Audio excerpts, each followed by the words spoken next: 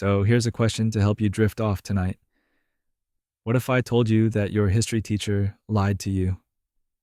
Not maliciously, probably.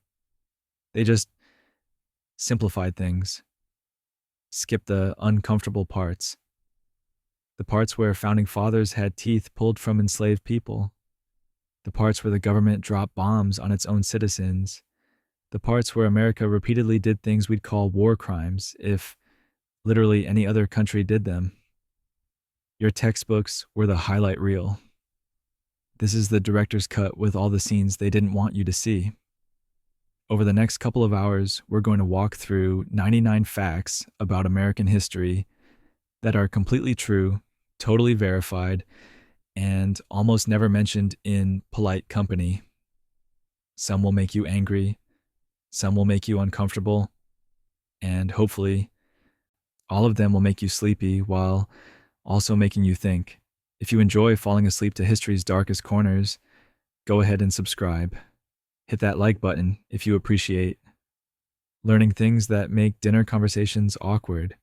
Now get comfortable, maybe grab some water, and let's start with something cheerful, like cannibalism, the starving time's dark secret. So let's start with something cheerful, shall we? Jamestown, 1609. The colony's barely holding on, and winter decides to be particularly unforgiving that year. They called it the starving time, which is the kind of historical understatement that makes you wonder if anyone was good at naming things back then. Out of 500 colonists, only 60 survived. And here's where it gets uncomfortable. They ate each other. Not metaphorically. Archaeologists found a 14-year-old girl's skull in 2013.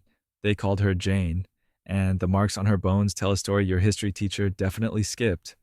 Her skull had been split open, her brain removed and consumed by desperate settlers who'd already eaten their horses, their dogs, and apparently their moral compasses. The cuts were methodical, almost surgical. Someone took their time. Sleep tight with that image. But of course, Jamestown wasn't the only colony where things went horrifically sideways. The Thanksgiving they don't mention. Speaking of meals gone wrong, let's talk about Thanksgiving. Not the one you're thinking of. 1637, Connecticut. The Pequot people are having a perfectly normal day when English Puritans and their Narragansett allies surround their village near the Mystic River. What happens next isn't a harvest celebration, it's a massacre. 700 Pequot people, mostly women and children, burned alive or beheaded as they tried to escape. The Colonial militia celebrated afterward with a feast and declared it a day of Thanksgiving.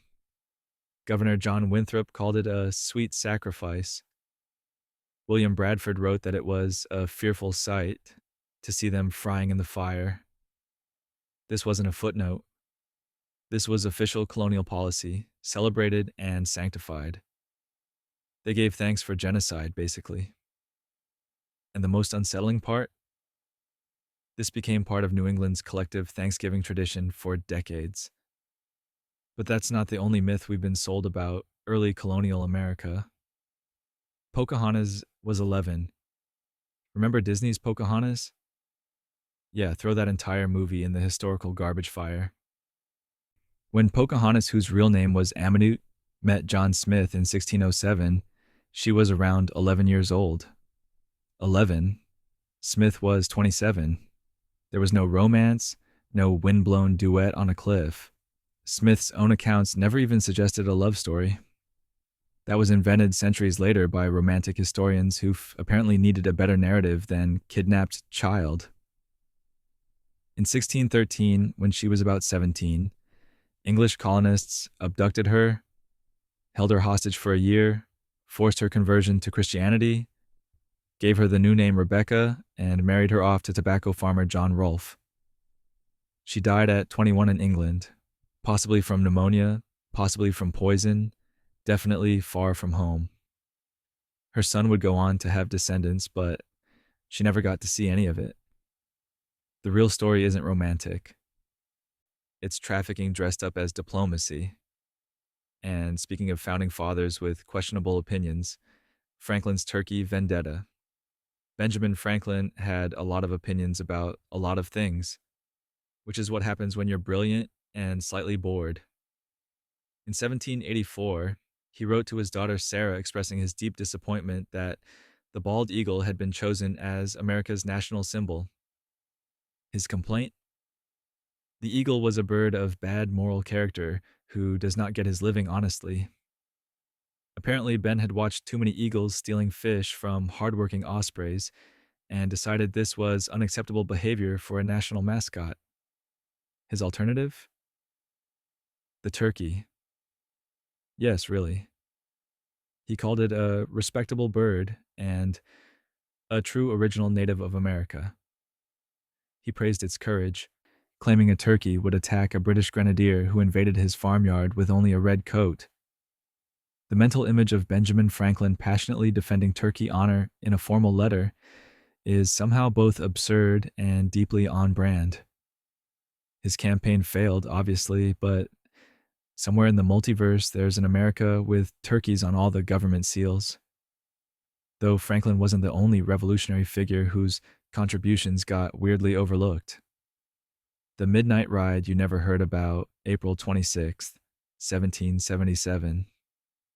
Sybil Ludington, 16 years old, rides 40 miles through the New York countryside in the dark, alone. She's warning militia members that the British are burning Danbury, Connecticut. She rides twice the distance Paul Revere did, through harder terrain in worse weather, and she's a teenage girl in the 18th century when women weren't exactly encouraged to go gallivanting around on horseback at midnight. She used a stick to knock on doors and fight off potential attackers, or at least that's what local legend says, and honestly, it sounds about right. By dawn, she'd rallied 400 men who marched to face the British. No one wrote a poem about her. Henry Wadsworth Longfellow never immortalized her ride in verse that school children would memorize for centuries. Paul Revere got the mythology, Sybil got a historical footnote, and eventually a statue that most people drive past without noticing. The Revolutionary War was full of these forgotten heroics, including women who nearly started battles all by themselves. The woman who almost started it all February 26th, 1775. Sarah Tarrant stands in a cold Salem street, watching British soldiers trying to seize colonial cannons. The tension's been building for months. Everyone knows war is coming. They're just waiting for the spark. Sarah, apparently tired of waiting, starts taunting the soldiers. Not quietly. She's loud, she's fearless, and she's walking right up to armed men in red coats who are decidedly not in a playful mood. One soldier, Lieutenant Colonel Alexander Leslie, gets so fed up he points his loaded musket directly at her chest. For a moment, the entire revolution balances on whether this man pulls his trigger. He doesn't. They stare at each other. Sarah refuses to back down, and eventually the British troops withdraw without the cannons or any bloodshed. 2 months later, Lexington and Concord would make this confrontation look like a practice run. But Sarah Tarrant came within a trigger pull of being Revolutionary War patient zero. Though not everyone who opposed British rule was quite so restrained in their methods. When tarring and feathering wasn't funny, the Boston Tea Party era wasn't all symbolic dumping of tea into harbors. The Sons of Liberty had a favorite punishment for tax collectors and British loyalists: tarring and feathering. And despite what cartoons might suggest, this wasn't some comedic hazing ritual. The tar was heated to scalding temperatures. We're talking 280 degrees Fahrenheit minimum, often hotter. They'd strip the victim naked, paint them with this boiling tar, then cover them in feathers before parading them through town. The tar burned through skin layers. Removing it later often meant removing the skin with it. Some victims died from the burns, others died from infections afterward. Boston Commissioner of Customs John Malcolm survived it in 1774, but was permanently disfigured and traumatized. The Revolution's heroes weren't always heroic in their methods. They were sometimes just angry men with boiling tar and a grudge. And that violent energy didn't disappear after the British left. It turned inward toward the new American government itself. When Massachusetts nearly fell apart, 1786, Massachusetts farmers are drowning in debt, and the state government is repossessing their land to pay it off. Daniel Shays, a Revolutionary War veteran, looks around at fellow farmers losing everything and decides the American Revolution wasn't supposed to end like this. So he leads about 4,000 men in an armed rebellion against the state government. They shut down courts to prevent foreclosures. They march on the federal armory in Springfield to seize weapons.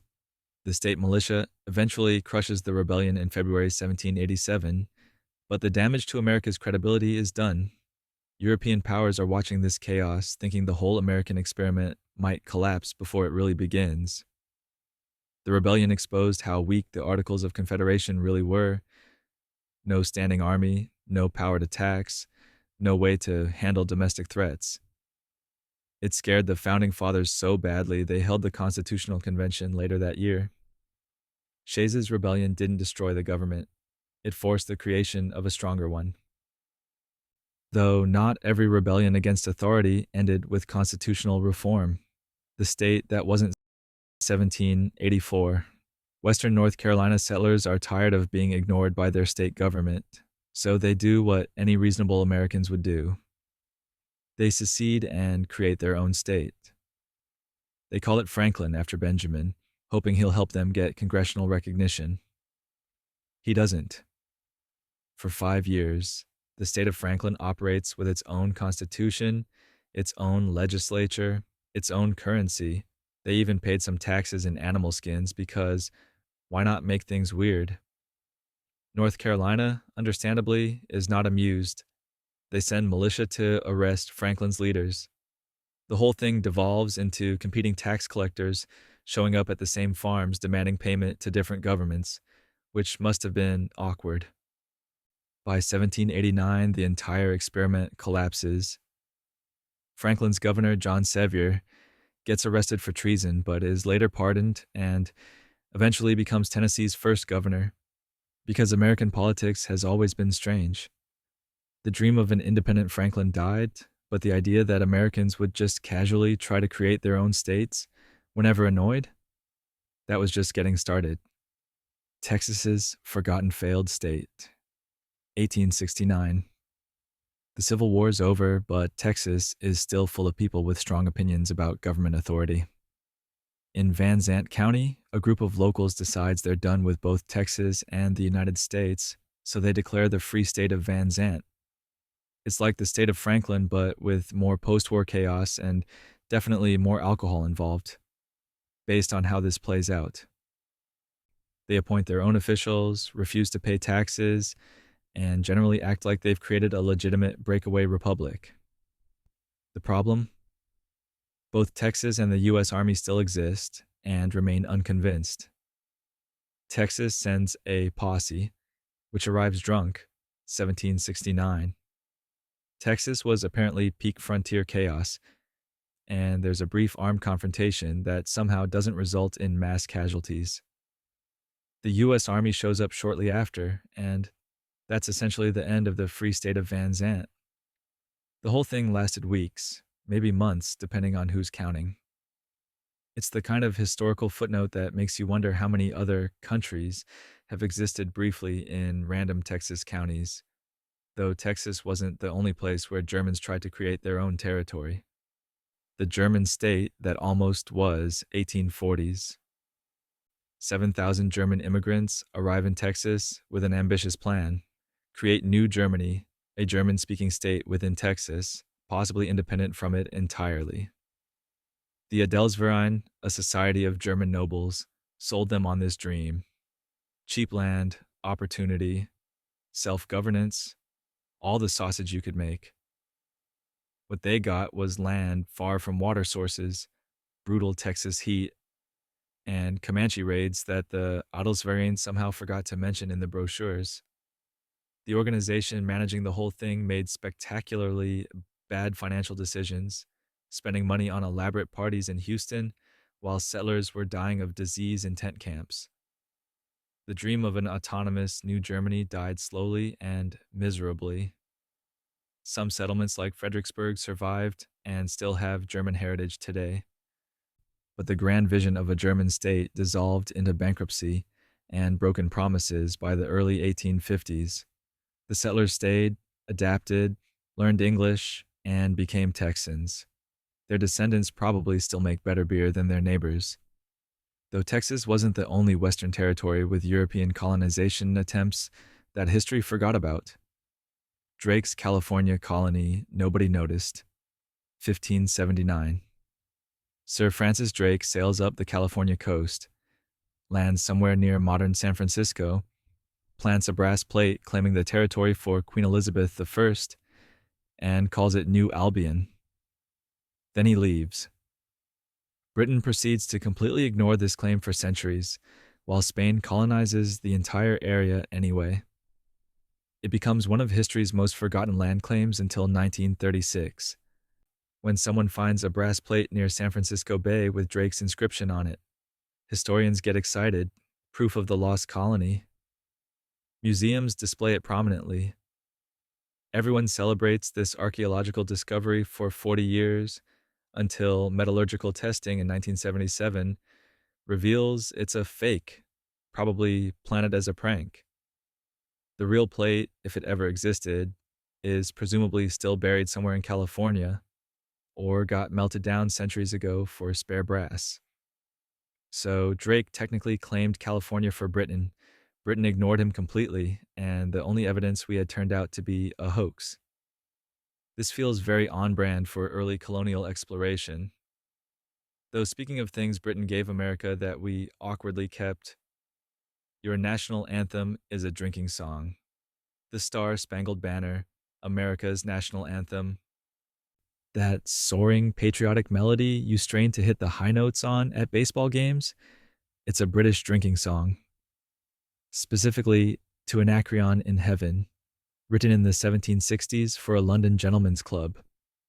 The Anacreontic Society sang it while getting absolutely plastered, celebrating the Greek poet Anacreon, who wrote about wine and women. The original lyrics are about booze and sex, naturally. Francis Scott Key, watching the British bombardment of Fort McHenry in 1814, apparently heard this tune in his head and thought, yes, perfect for a poem about perseverance and national pride. He wrote new lyrics and slapped them onto the drinking song like a historically significant cover band.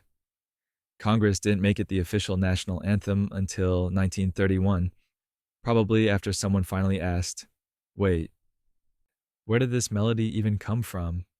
And everyone awkwardly looked at their shoes. So every time you hear it at a sporting event, remember, British drinking song. You're welcome for that knowledge. Though American colonial history has even darker firsts we don't discuss. The first recorded execution, 1647. Harman Manderts van den Bogart, a Dutch barber and surgeon in New Amsterdam, is convicted of sodomy after a relationship with an enslaved black man. The historical records are sparse and clinical, but what we know is brutal. This is the first documented execution for homosexuality in what would become the United States. Van den Bogart tried to escape and drowned in the attempt. Whether by accident or choice, we'll never know. The other man involved was also enslaved, which added layers of legal and social complexity that 17th century Dutch colonial law wasn't exactly progressive about. The whole incident is a glimpse into colonial America's enforcement of moral codes through state violence, targeting both sexuality and race. It's a reminder that the colonial period wasn't just politically oppressive, it was socially brutal in ways that get sanitized out of most history curricula. Moral enforcement through public execution wasn't unusual. It was policy. And sometimes these policies created strange alliances against the ruling class, alliances that terrified colonial governments into changing their entire social structure. When poor whites and blacks united in the 1676. Virginia. Nathaniel Bacon, a wealthy colonist, is angry at Governor William Berkeley for not being aggressive enough against Native Americans. But here's where it gets interesting. Bacon rallies poor white farmers and black enslaved people together in armed rebellion against the Virginia elite. For a moment, class solidarity crosses racial lines in colonial Virginia, and the ruling class absolutely panics. They burn Jamestown. They take over the colony briefly. Bacon dies of dysentery, history's least dramatic ending to a dramatic rebellion, and the whole thing collapses. But Virginia's wealthy plantation owners learned a terrifying lesson. Poor whites and blacks, working together, could destroy their entire system.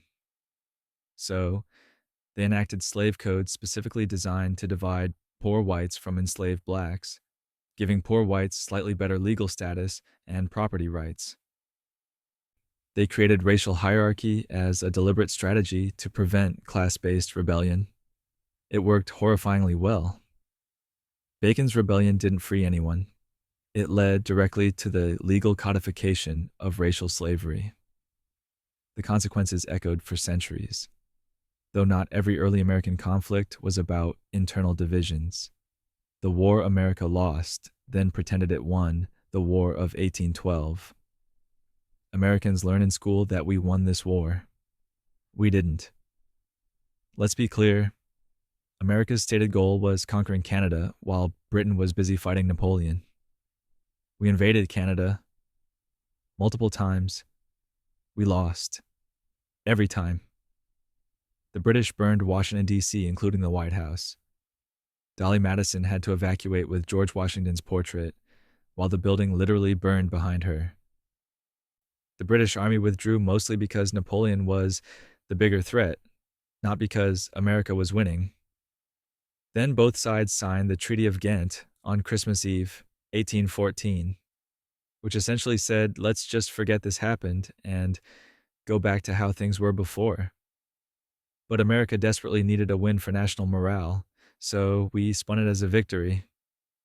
Andrew Jackson's win at the Battle of New Orleans happened after the treaty was signed. Nobody told him the war was over, so he fought anyway and accidentally became a war hero for a battle that didn't matter. We've been teaching it as a win ever since. Though not all American military conflicts were quite so serious. The War over a Pig, 1859. San Juan Island, disputed territory between America and Britain. An American farmer named Lyman Cutler finds a pig eating his potatoes. The pig belongs to an Irishman working for the British Hudson's Bay Company. Cutler shoots the pig.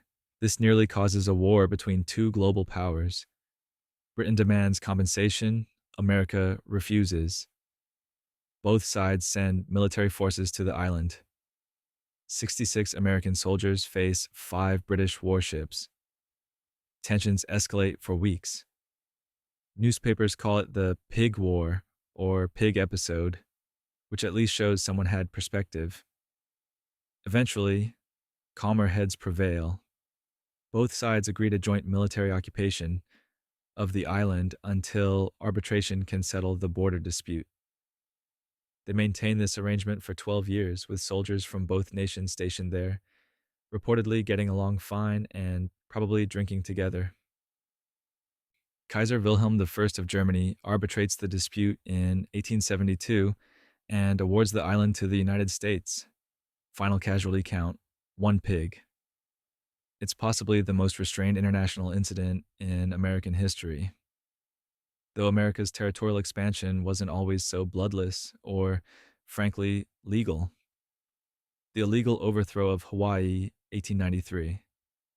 Hawaii is a sovereign nation with its own monarchy. Queen Liliuokalani is trying to restore power to Native Hawaiians and limit the influence of American sugar plantation owners. The plantation owners don't like this, so they stage a coup. With help from the U.S. Minister to Hawaii, John Stevens, who orders American Marines to land and support the overthrow. They force the Queen to surrender at gunpoint, imprison her in her own palace, and install a provisional government run by, surprise, the same businessmen who wanted her gone.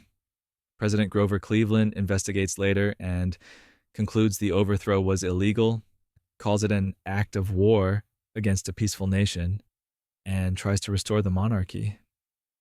Congress blocks him. The businessmen form the Republic of Hawaii and petition for annexation. Congress eventually agrees in 1898 because they want Pearl Harbor for the Spanish-American War. Queen Liliuokalani spent her imprisonment writing songs including Aloha Oi and died in 1917, never seeing her kingdom restored. The whole thing was imperialism dressed up as manifest destiny, executed by fruit companies with U.S. military support. Though Hawaii wasn't the only community erased for American expansion projects. The neighborhood buried under Central Park, 1850s, Manhattan. Seneca Village sits between what's now 82nd and 89th Streets on the west side. It's a thriving community of about 300 people, mostly free black families, but also Irish and German immigrants. They own property, attend 3 churches and a school, vote in elections, basically living the American dream everyone supposedly wants. Then, wealthy New Yorkers decide they need a big park, and Seneca Village is in the way. The city uses eminent domain to seize the land, offering compensation that most historians agree was far below market value. By 1857, everyone's been forced out and their homes demolished. Workers bury the entire neighborhood under tons of soil and landscaping. For over a century, most New Yorkers had no idea Central Park was built on top of a destroyed black community. Archaeologists didn't start excavating the site until the 1990s, finding foundations, tools, household items, evidence of lives that the park erased. The discovery doesn't give anyone their land back, but at least now there's a plaque. Progress, apparently. Though Seneca Village residents weren't the only ones arriving in New York under horrific circumstances. The Coffin Ships, 1845 to 1852. The Irish potato famine forces mass migration to America. The crossing, though, that's where things get nightmarish. Ships designed for maybe 300 passengers are packed with 600 desperate people. They call them coffin ships because about half the passengers die en route from typhus, dysentery, cholera, or starvation. Bodies get thrown overboard daily. The survivors arrive in American ports diseased, traumatized, and immediately face signs reading "No Irish Need Apply." They're competing with free black laborers for the worst jobs in America, living in slums where disease spreads easily. The Irish eventually assimilate. It takes decades and requires them to embrace anti-black racism to gain white status. But those first years are brutal. By 1900, Irish Americans have climbed economic ladders, but the coffin ships remain a scar in collective memory. Millions of Irish Americans today can trace their ancestry back through those ships, through those deaths at sea, through that desperate flight from famine Britain could have prevented but chose not to. The legacy of that crossing shaped American immigration politics for generations. The massacre Los Angeles forgot. Speaking of arrivals and hostile welcomes, let's talk about 1871 in Los Angeles. October 24th. A dispute between rival Chinese groups turns into a shooting. A white rancher and a police officer get caught in crossfire and die. What happens next isn't law enforcement. It's a race riot. A mob of around 500 white and Latino Angelenos storms Chinatown. They drag Chinese residents from their homes. They lynch them from makeshift gallows. They shoot them in the streets. Final death toll. At least 18, possibly 23 Chinese immigrants, most of whom had nothing to do with the original conflict. The mob looted homes and businesses, while bodies still hung from wagon frames. 10 men were eventually convicted, but all convictions were overturned on technicalities. No one served time. The massacre fueled anti-Chinese sentiment across California and contributed directly to the Chinese Exclusion Act of 1882, America's first major immigration ban targeting a specific ethnic group. But not all stories of the Old West were about violence against marginalized communities. Some were about them fighting back. The real Lone Ranger. The Old West has a mythology problem, and Bass Reeves is proof. While Hollywood spent decades celebrating white lawmen like Wyatt Earp, the most effective deputy U.S. Marshal in history was a formerly enslaved black man working in Indian Territory. Bass Reeves, born into slavery in 1838, escaped during the Civil War and lived with Creek and Seminole tribes, learning their languages and tracking skills. After the war, he became a federal lawman and spent 32 years arresting over 3,000 criminals. He killed 14 men in self-defense, all ruled justified. He was a master of disguise, once dressed as a hobo to arrest 2 outlaws who'd eluded other marshals for months. He couldn't read, so he memorized arrest warrants. His own son became a criminal. Reeves arrested him anyway and testified at his trial. He never took a bribe, never backed down, and historians believe he inspired the Lone Ranger character, though the show conveniently made the hero white. Reeves died in 1910, mostly forgotten until recent historians rescued his legacy. Though speaking of forgotten origins of famous American institutions, the zoo that displayed humans, 1857.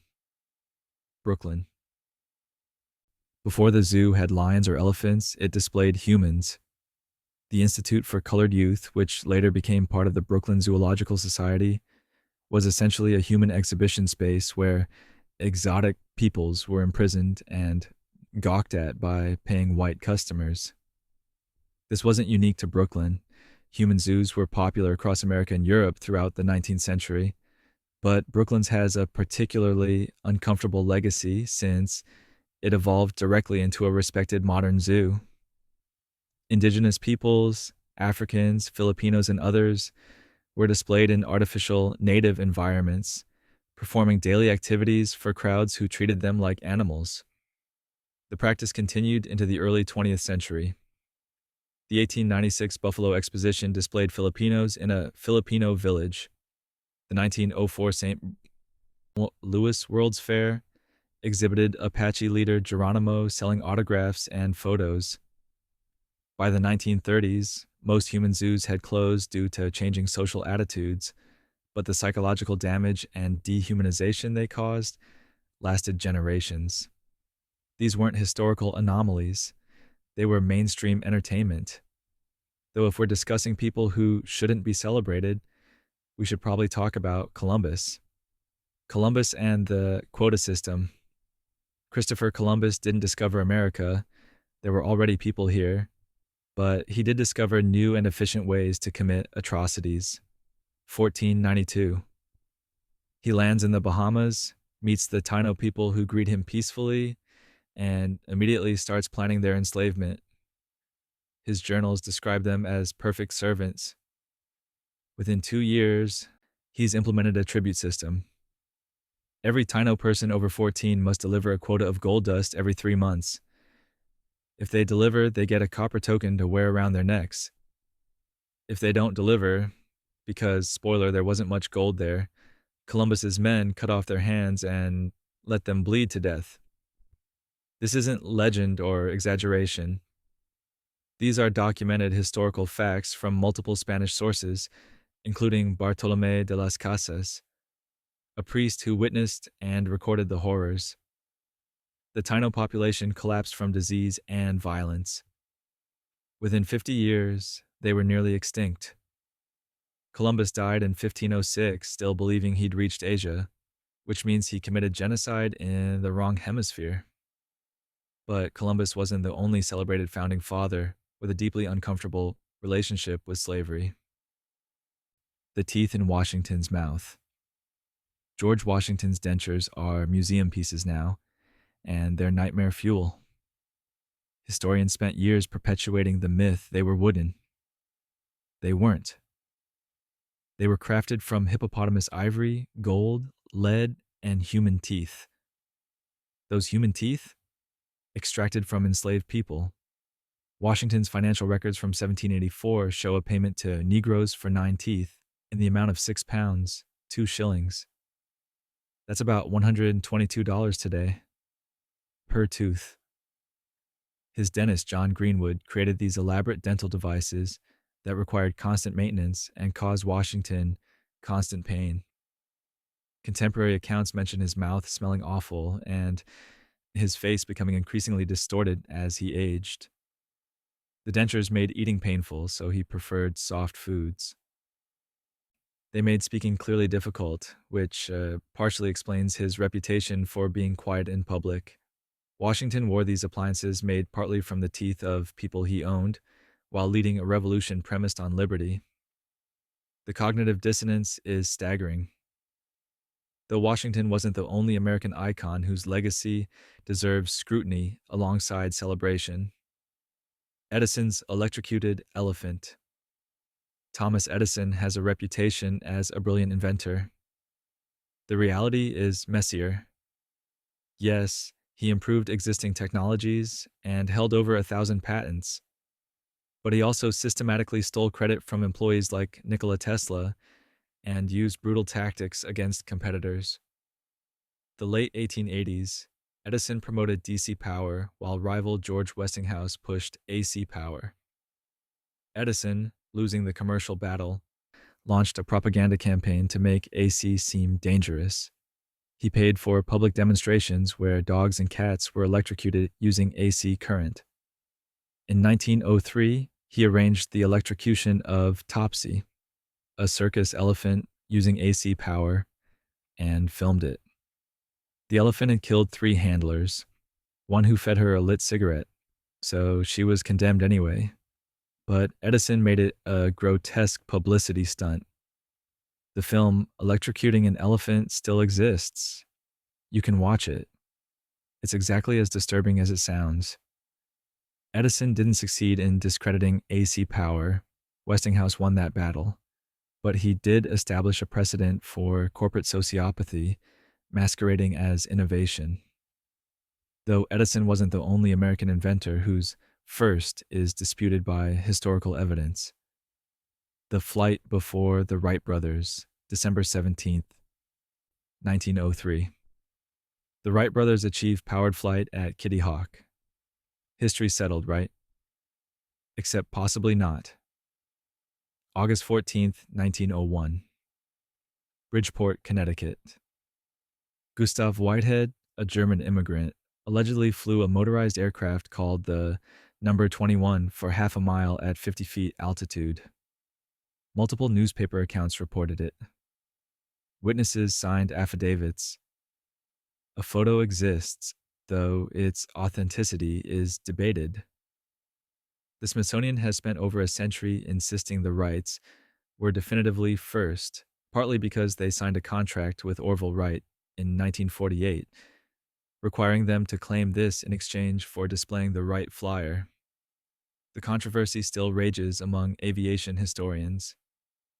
Recent research suggests Whitehead may indeed have achieved brief powered flight earlier, though the Wrights' contribution to controlled, sustained flight remains undisputed. Ohio and Connecticut literally fought over this. Connecticut's license plate said first in flight until North Carolina sued. The truth probably lies somewhere in the murky middle, where most historical firsts actually live. Similarly, another famous American industrial pioneer didn't actually invent what he's famous for. Ford didn't invent the car. Henry Ford invented the assembly line for cars, not the car itself. That was Carl Benz in Germany, 1886. Ford's innovation was making cars affordable through mass production and, less admirably, through brutal worker exploitation. His Model T revolutionized transportation starting in 1908. But Ford also paid investigators to spy on workers' private lives, fired them for drinking or having the wrong home life, and published anti-Semitic propaganda in his newspaper, the Dearborn Independent. He was so influential in spreading anti-Semitism that he's the only American mentioned in Hitler's Mein Kampf. In 1938, Ford accepted the Grand Cross of the German Eagle from Nazi Germany. After Pearl Harbor, he publicly distanced himself from these positions, but the damage was done. His industrial practices inspired both Soviet and Nazi factory systems. The $5 workday he celebrated for came with strings, compliance with his moral investigators and prohibitions on union organizing. Ford democratized car ownership while exemplifying how industrial titans could wield social control. Speaking of complex legacies, even the stories we tell about the Revolutionary War deserve closer scrutiny. Washington crossed with ferries. The famous painting of Washington crossing the Delaware gets everything wrong. Emanuel Leutze painted it in 1851 based on imagination and German rivers, not historical accuracy. The reality on Christmas night, 1776, was somehow more impressive than the myth. Washington used 60-foot Durham boats, freight ferries designed for hauling iron ore, not tiny rowboats. He moved 2,400 troops, 18 cannons, and horses across an ice-choked river during a blizzard. The crossing took 9 hours. Men froze to death during the march that followed. 2 soldiers lost their feet to frostbite and still continued marching, leaving bloody footprints in the snow. The surprise attack on Trenton worked perfectly, capturing nearly 1,000 Hessian mercenaries who were sleeping off their Christmas celebrations. It turned the tide of the Revolutionary War when the Continental Army desperately needed a win. So, the painting shows heroic determination in a tiny boat. The reality involved logistical genius, brutal weather, and men marching on frozen bloody stumps because giving up meant the revolution ended. The truth is somehow both more horrifying and more heroic. Though not every Founding Father's legacy holds up under scrutiny, even those Broadway made cool recently. Hamilton's slavery contradiction. Lin-Manuel Miranda's Hamilton made Alexander Hamilton a hip-hop abolitionist hero. The reality is significantly more complicated. Hamilton married into the wealthy Schuyler family, who definitely owned enslaved people. Hamilton himself likely owned enslaved people, though he may have legally held them for his wife and her family. Historians debate the distinction as if it matters morally. He was a founding member of the New York Manumission Society in 1785, which advocated gradual abolition while many members, including Hamilton, continued benefiting from slavery. The society was more about making members feel progressive than actually freeing people. Hamilton's financial system, which he's celebrated for creating, was partly funded by tariffs on goods produced by enslaved labor. He opposed slavery philosophically, but wasn't willing to sacrifice politically or economically to end it. He died in 1804 without freeing anyone because, again, the evidence suggests he didn't own people in his own name. The musical isn't wrong that he opposed slavery. It's just conveniently vague about how theoretical that opposition remained throughout his life. And speaking of presidents whose views on slavery evolved more slowly than we'd like, Lincoln's journey on black rights. Abraham Lincoln freed the slaves, so he must have believed in racial equality, right? Not exactly.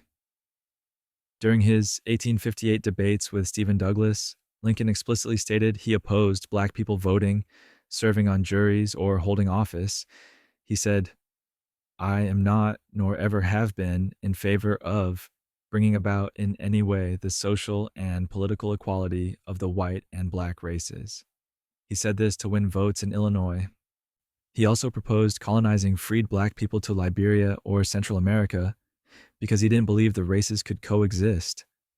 His views evolved during the Civil War. By 1865, he supported limited black suffrage for educated black men and Union veterans. Frederick Douglass noted this evolution and called Lincoln's growth genuine, though painfully slow. Lincoln died before Reconstruction, so we'll never know how far his views might have shifted. The point isn't to cancel Lincoln. It's to understand that even the great emancipator held racist views that would be absolutely disqualifying today. Moral progress happened slowly, often posthumously, and even his most celebrated act of liberation had some pretty significant asterisks attached. The proclamation that freed no one. January 1st, 1863. The Emancipation Proclamation declares all enslaved people in rebel territories free. Here's what it doesn't do. Free enslaved people in border states loyal to the Union, Kentucky, Maryland, Delaware, Missouri, or in areas of the Confederacy already under Union control. So initially, it freed exactly 0 people, because it only applied to areas where Lincoln had no authority to enforce it. Confederate territories ignored it completely. Enslaved people in Union territory remained enslaved. The proclamation's real power was symbolic and strategic. It reframed the war as a fight against slavery, making European intervention on behalf of the Confederacy politically impossible. Britain and France couldn't support the Confederacy without appearing to defend slavery, which their publics wouldn't tolerate. Enslaved people in the South didn't wait for permission. Many fled to Union lines and forced the issue. Real abolition came with the 13th Amendment in December 1865, 8 months after Lincoln's death. The Emancipation Proclamation was brilliant politics and effective propaganda, but calling it immediate liberation is historical oversimplification. Speaking of oversimplified civil rights history, before Rosa, there was Claudette March, 2nd, 1955, Montgomery, Alabama. Claudette Colvin, 15 years old, refuses to give up her bus seat to a white woman. She's arrested, dragged off the bus by police, and charged with violating segregation laws. This is 9 months before Rosa Parks' more famous protest. So why isn't Claudette Colvin a household name? The NAACP and local civil rights leaders decided she wasn't the right symbol for their desegregation campaign. She was dark-skinned, poor, and she became pregnant by an older man shortly after her arrest. She was deemed not respectable enough to be the face of the movement. Rosa Parks was chosen deliberately. Middle-aged, married, light-skinned, employed as a seamstress, active in the NAACP. She was a perfect plaintiff for a test case. Parks's protest wasn't spontaneous. It was planned civil disobedience by experienced activists. This doesn't diminish Parks's courage. She knew the risks. But it does reveal how the civil rights movement carefully managed optics and narratives. Claudette Colvin testified in the Browder v.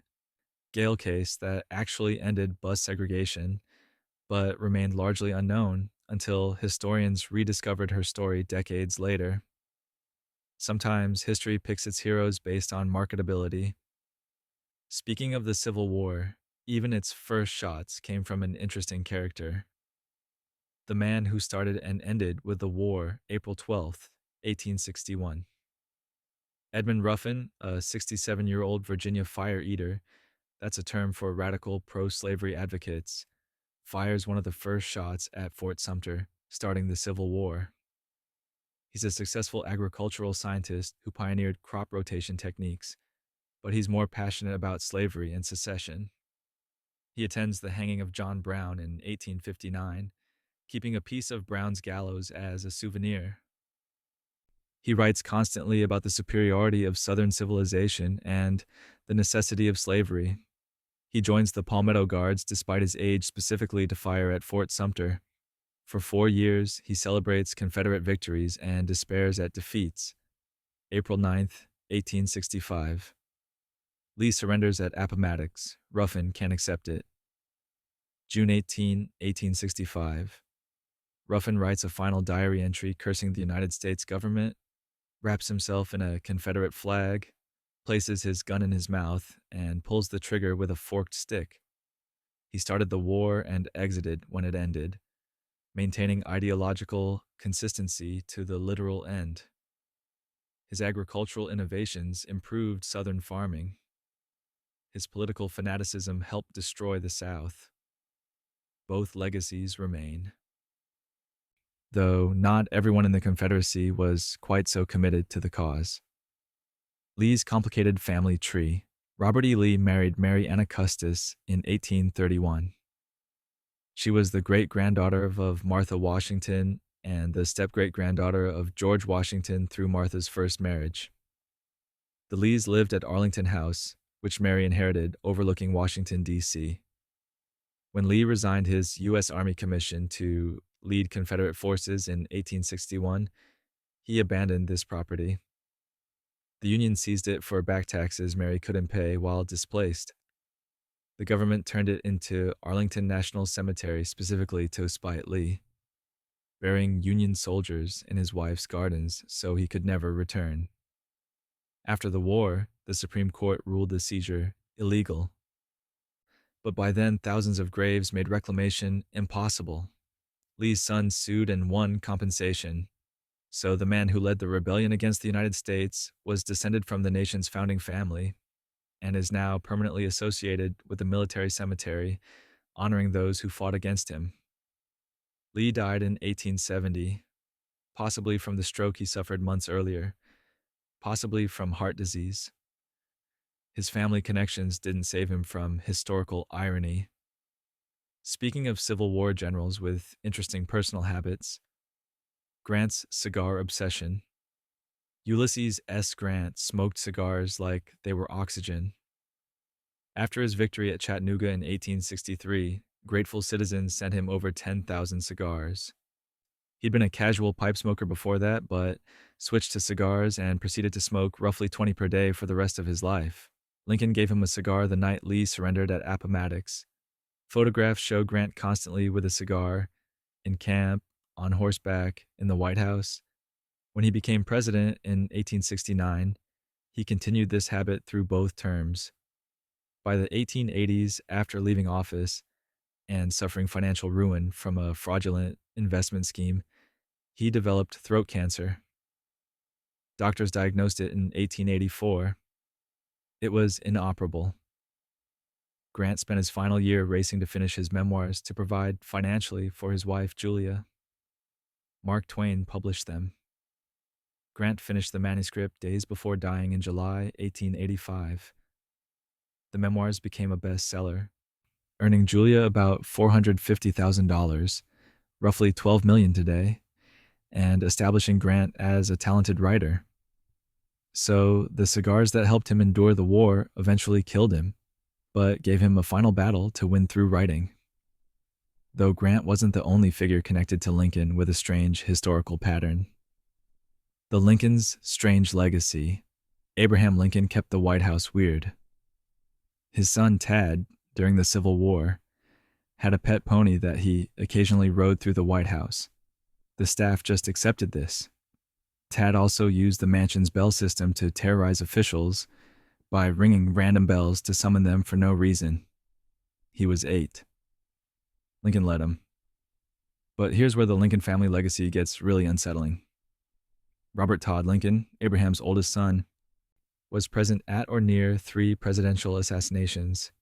He was at Ford's Theater the night his father was shot in 1865. In 1881, he was at the train station when President Garfield was shot. In 1901, he was at the Pan American Exposition in Buffalo when McKinley was shot. After McKinley's assassination, Robert Lincoln refused all future presidential invitations, saying, "There is a certain fatality about presidential functions when I am present."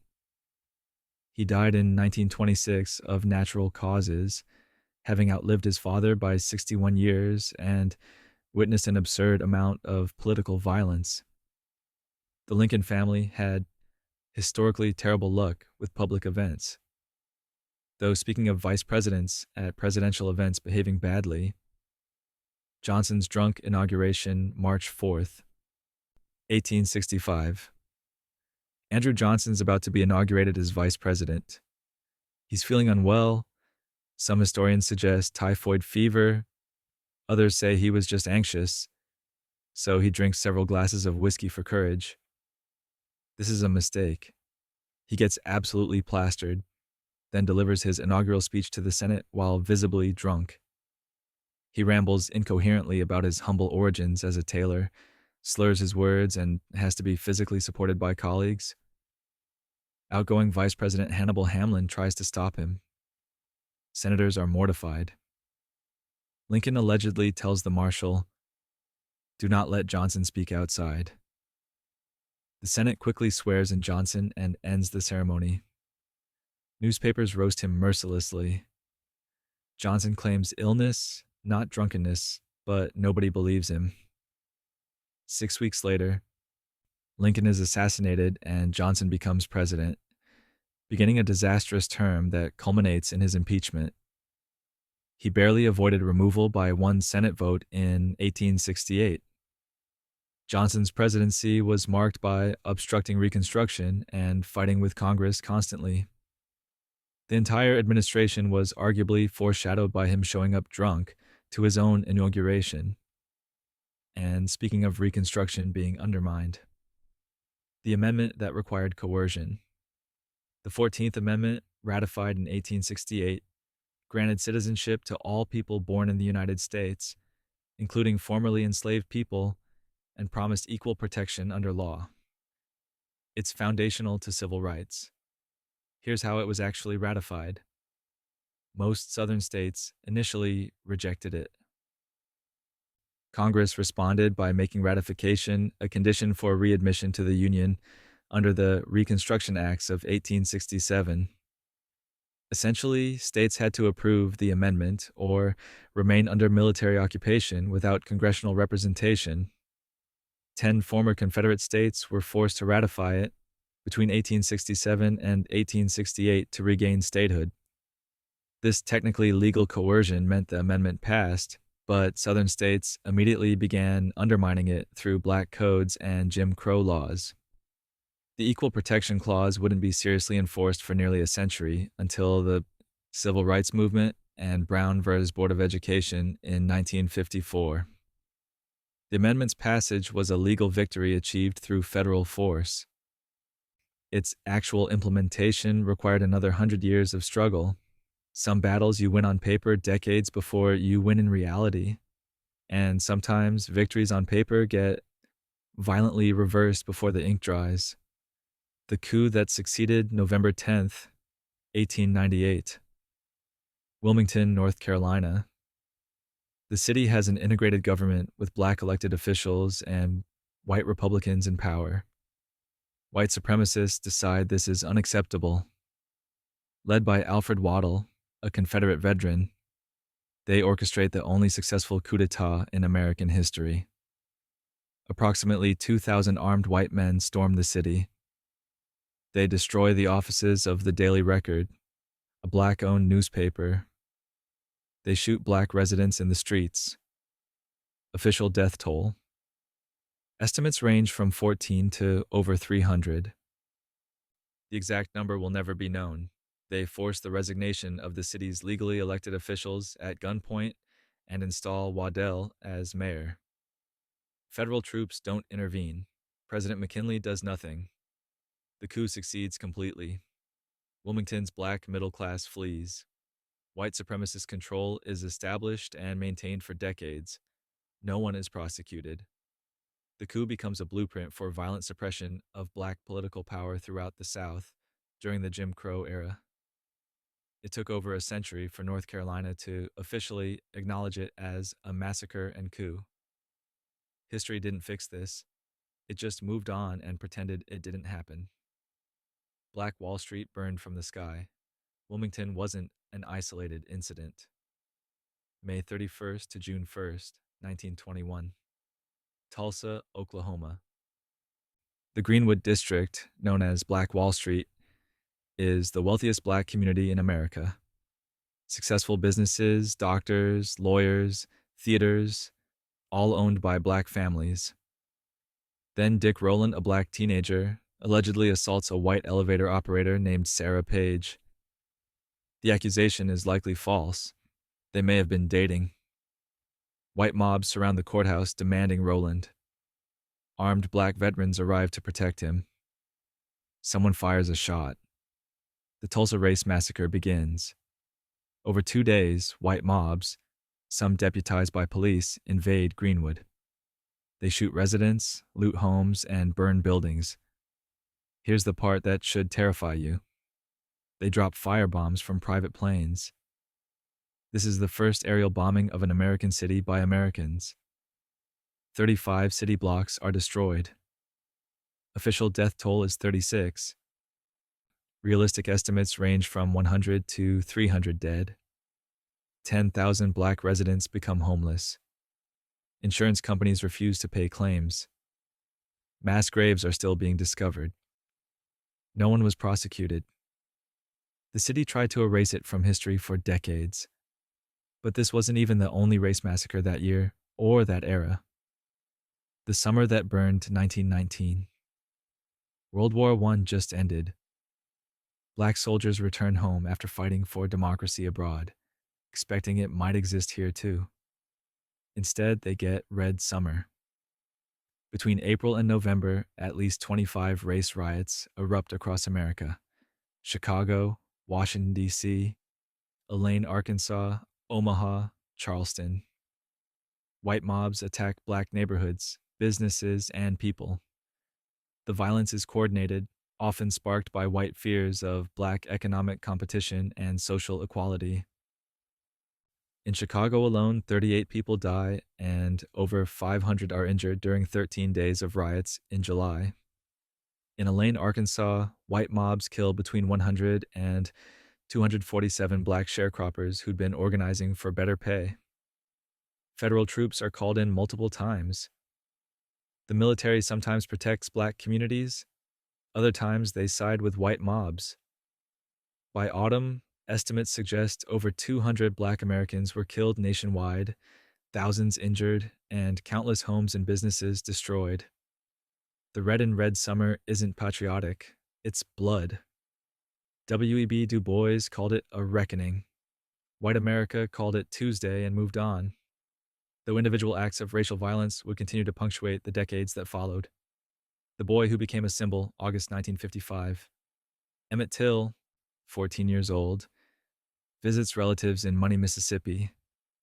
He's from Chicago, doesn't fully understand Southern racial codes. At a grocery store, he allegedly whistles at Carolyn Bryant, a white woman. What happened is disputed.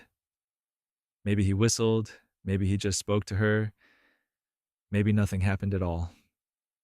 3 days later, Bryant's husband Roy and his half-brother J.W. Milam kidnap Emmett from his great-uncle's house at 2 a.m.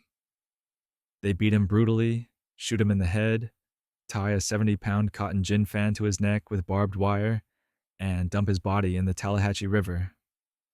His mother, Mamie Till, insists on an open casket funeral. Tens of thousands view his mutilated body. Jet magazine publishes photos. The world sees what racism looks like. Roy Bryant and J.W. Milam are tried, defended by 5 lawyers, and acquitted by an all-white jury after 67 minutes of deliberation. A year later, they confess to Look magazine for $4,000, knowing double jeopardy protects them. They describe the murder in detail, casually. Emmett Till's death helped catalyze the civil rights movement. His killers died free. Though government-sanctioned racism wasn't always this public. Sometimes it was dressed up as medical research.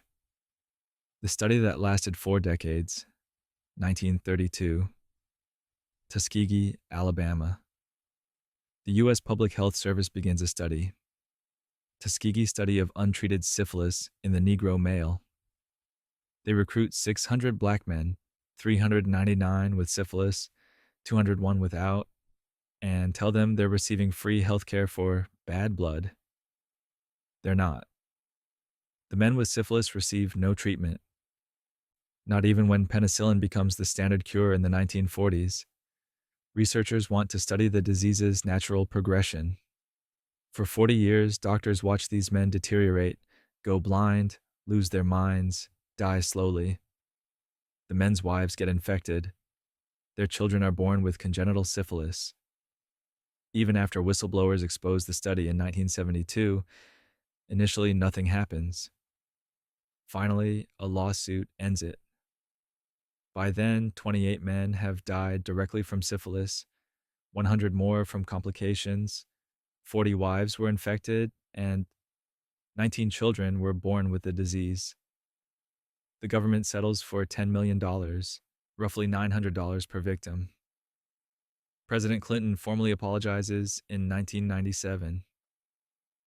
The study violated every ethical principle of medicine and destroyed Black communities' trust in healthcare, effects still measurable today. Though medical experimentation wasn't the government's only wartime moral failure. The camps we built, February 1942. 2 months after Pearl Harbor, President Franklin Roosevelt signs the Executive Order 9066, authorizing military commanders to designate exclusion zones. Translation: Japanese Americans on the West Coast are now enemy aliens. 120,000 people, 2/3 of them American citizens, are forced from their homes with days' notice, allowed to bring only what they can carry. They're sent to internment camps in remote locations, deserts, swamps, mountains. Families live in tar paper barracks with no privacy, no insulation, surrounded by barbed wire and guard towers. They lose their homes, businesses, savings, everything. Meanwhile, about 11,000 German Americans and Italian Americans are also interned, but it's less publicized and less comprehensive. George Takei, the actor, was 5 years old in one of these camps. His family spent years there. Japanese American men still volunteer for military service from the camps, forming the 442nd Regimental Combat Team, the most decorated unit in U.S. military history for its size. They fight for a country that's imprisoned their families. In 1988, Reagan signs the Civil Rights Act apologizing and providing reparations, $20,000 per survivor. Roughly 82,000 received payment. The camps closed in 1946, but the trauma lasted generations. Though race-based violence didn't end with World War II. The murder that got probation, June 1982. Detroit. Vincent Chin, a Chinese American man, is celebrating his bachelor party at a strip club. Ronald Ebbins and Michael Nitz, 2 white auto workers, are also there. They blame him for Japan's success in the auto industry, yelling slurs about Japs, stealing American jobs. Vincent Chin isn't Japanese. Also, that wouldn't justify what happens next. An argument starts. It moves to the parking lot. Chin leaves. Ebbins and Nitz hunt him down, find him at a McDonald's 20 minutes later, and beat him with a baseball bat while Nitz holds him. Chin dies 4 days later. Ebbins and Nitz plead guilty to manslaughter. Judge Charles Kaufman sentences them to 3 years probation and $3,700 in fines each. No jail time. Kaufman says, "These aren't the kind of men you send to jail." The Asian American community explodes in protest. A federal civil rights trial follows. Ebbins is convicted but wins on appeal. Neither man serves significant time. Vincent Chin's mother returns to China, unable to bear living in America. The case galvanized Asian American activism, but revealed how little some lives were valued in the justice system. Though other minority contributions to America faced similar dismissal, even when they literally saved lives. The languages that won wars: World War I, World War II. The U.S. military has a communication problem. Enemy forces keep breaking their codes. Solution? Use Native American languages. 26 different tribes serve as code talkers across both wars. Choctaw speakers in World War I transmit messages the Germans can't decipher. In World War II, Navajo code talkers become legendary. Their language is unwritten, complex, and completely unfamiliar to Japanese code breakers. They create code words. Turtle means tank. Iron fish means submarine. Hummingbird means fighter plane. They transmit thousands of messages without a single error or break. Military officials credit them with saving countless lives. Major Howard Connor says, Were it not for the Navajos, the Marines would never have taken Iwo Jima. Here's the irony that should keep you awake. While these men used their languages to defend America, the U.S. government was running boarding schools that punished Native children for speaking those same languages. The code talkers were classified. Their contribution wasn't publicly acknowledged until 1968. Many died without recognition. The last original Navajo code talker, Chester Nez, died in 2014.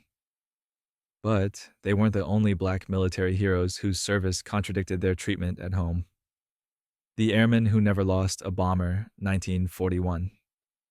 The U.S. military is segregated. Black men can serve, but mostly in menial roles. Cooks, porters, manual labor. The idea of black pilots is considered absurd by military leadership. Then the Army Air Corps, under pressure, establishes a training program for black pilots at Tuskegee, Alabama, deliberately in the South to appease segregationists.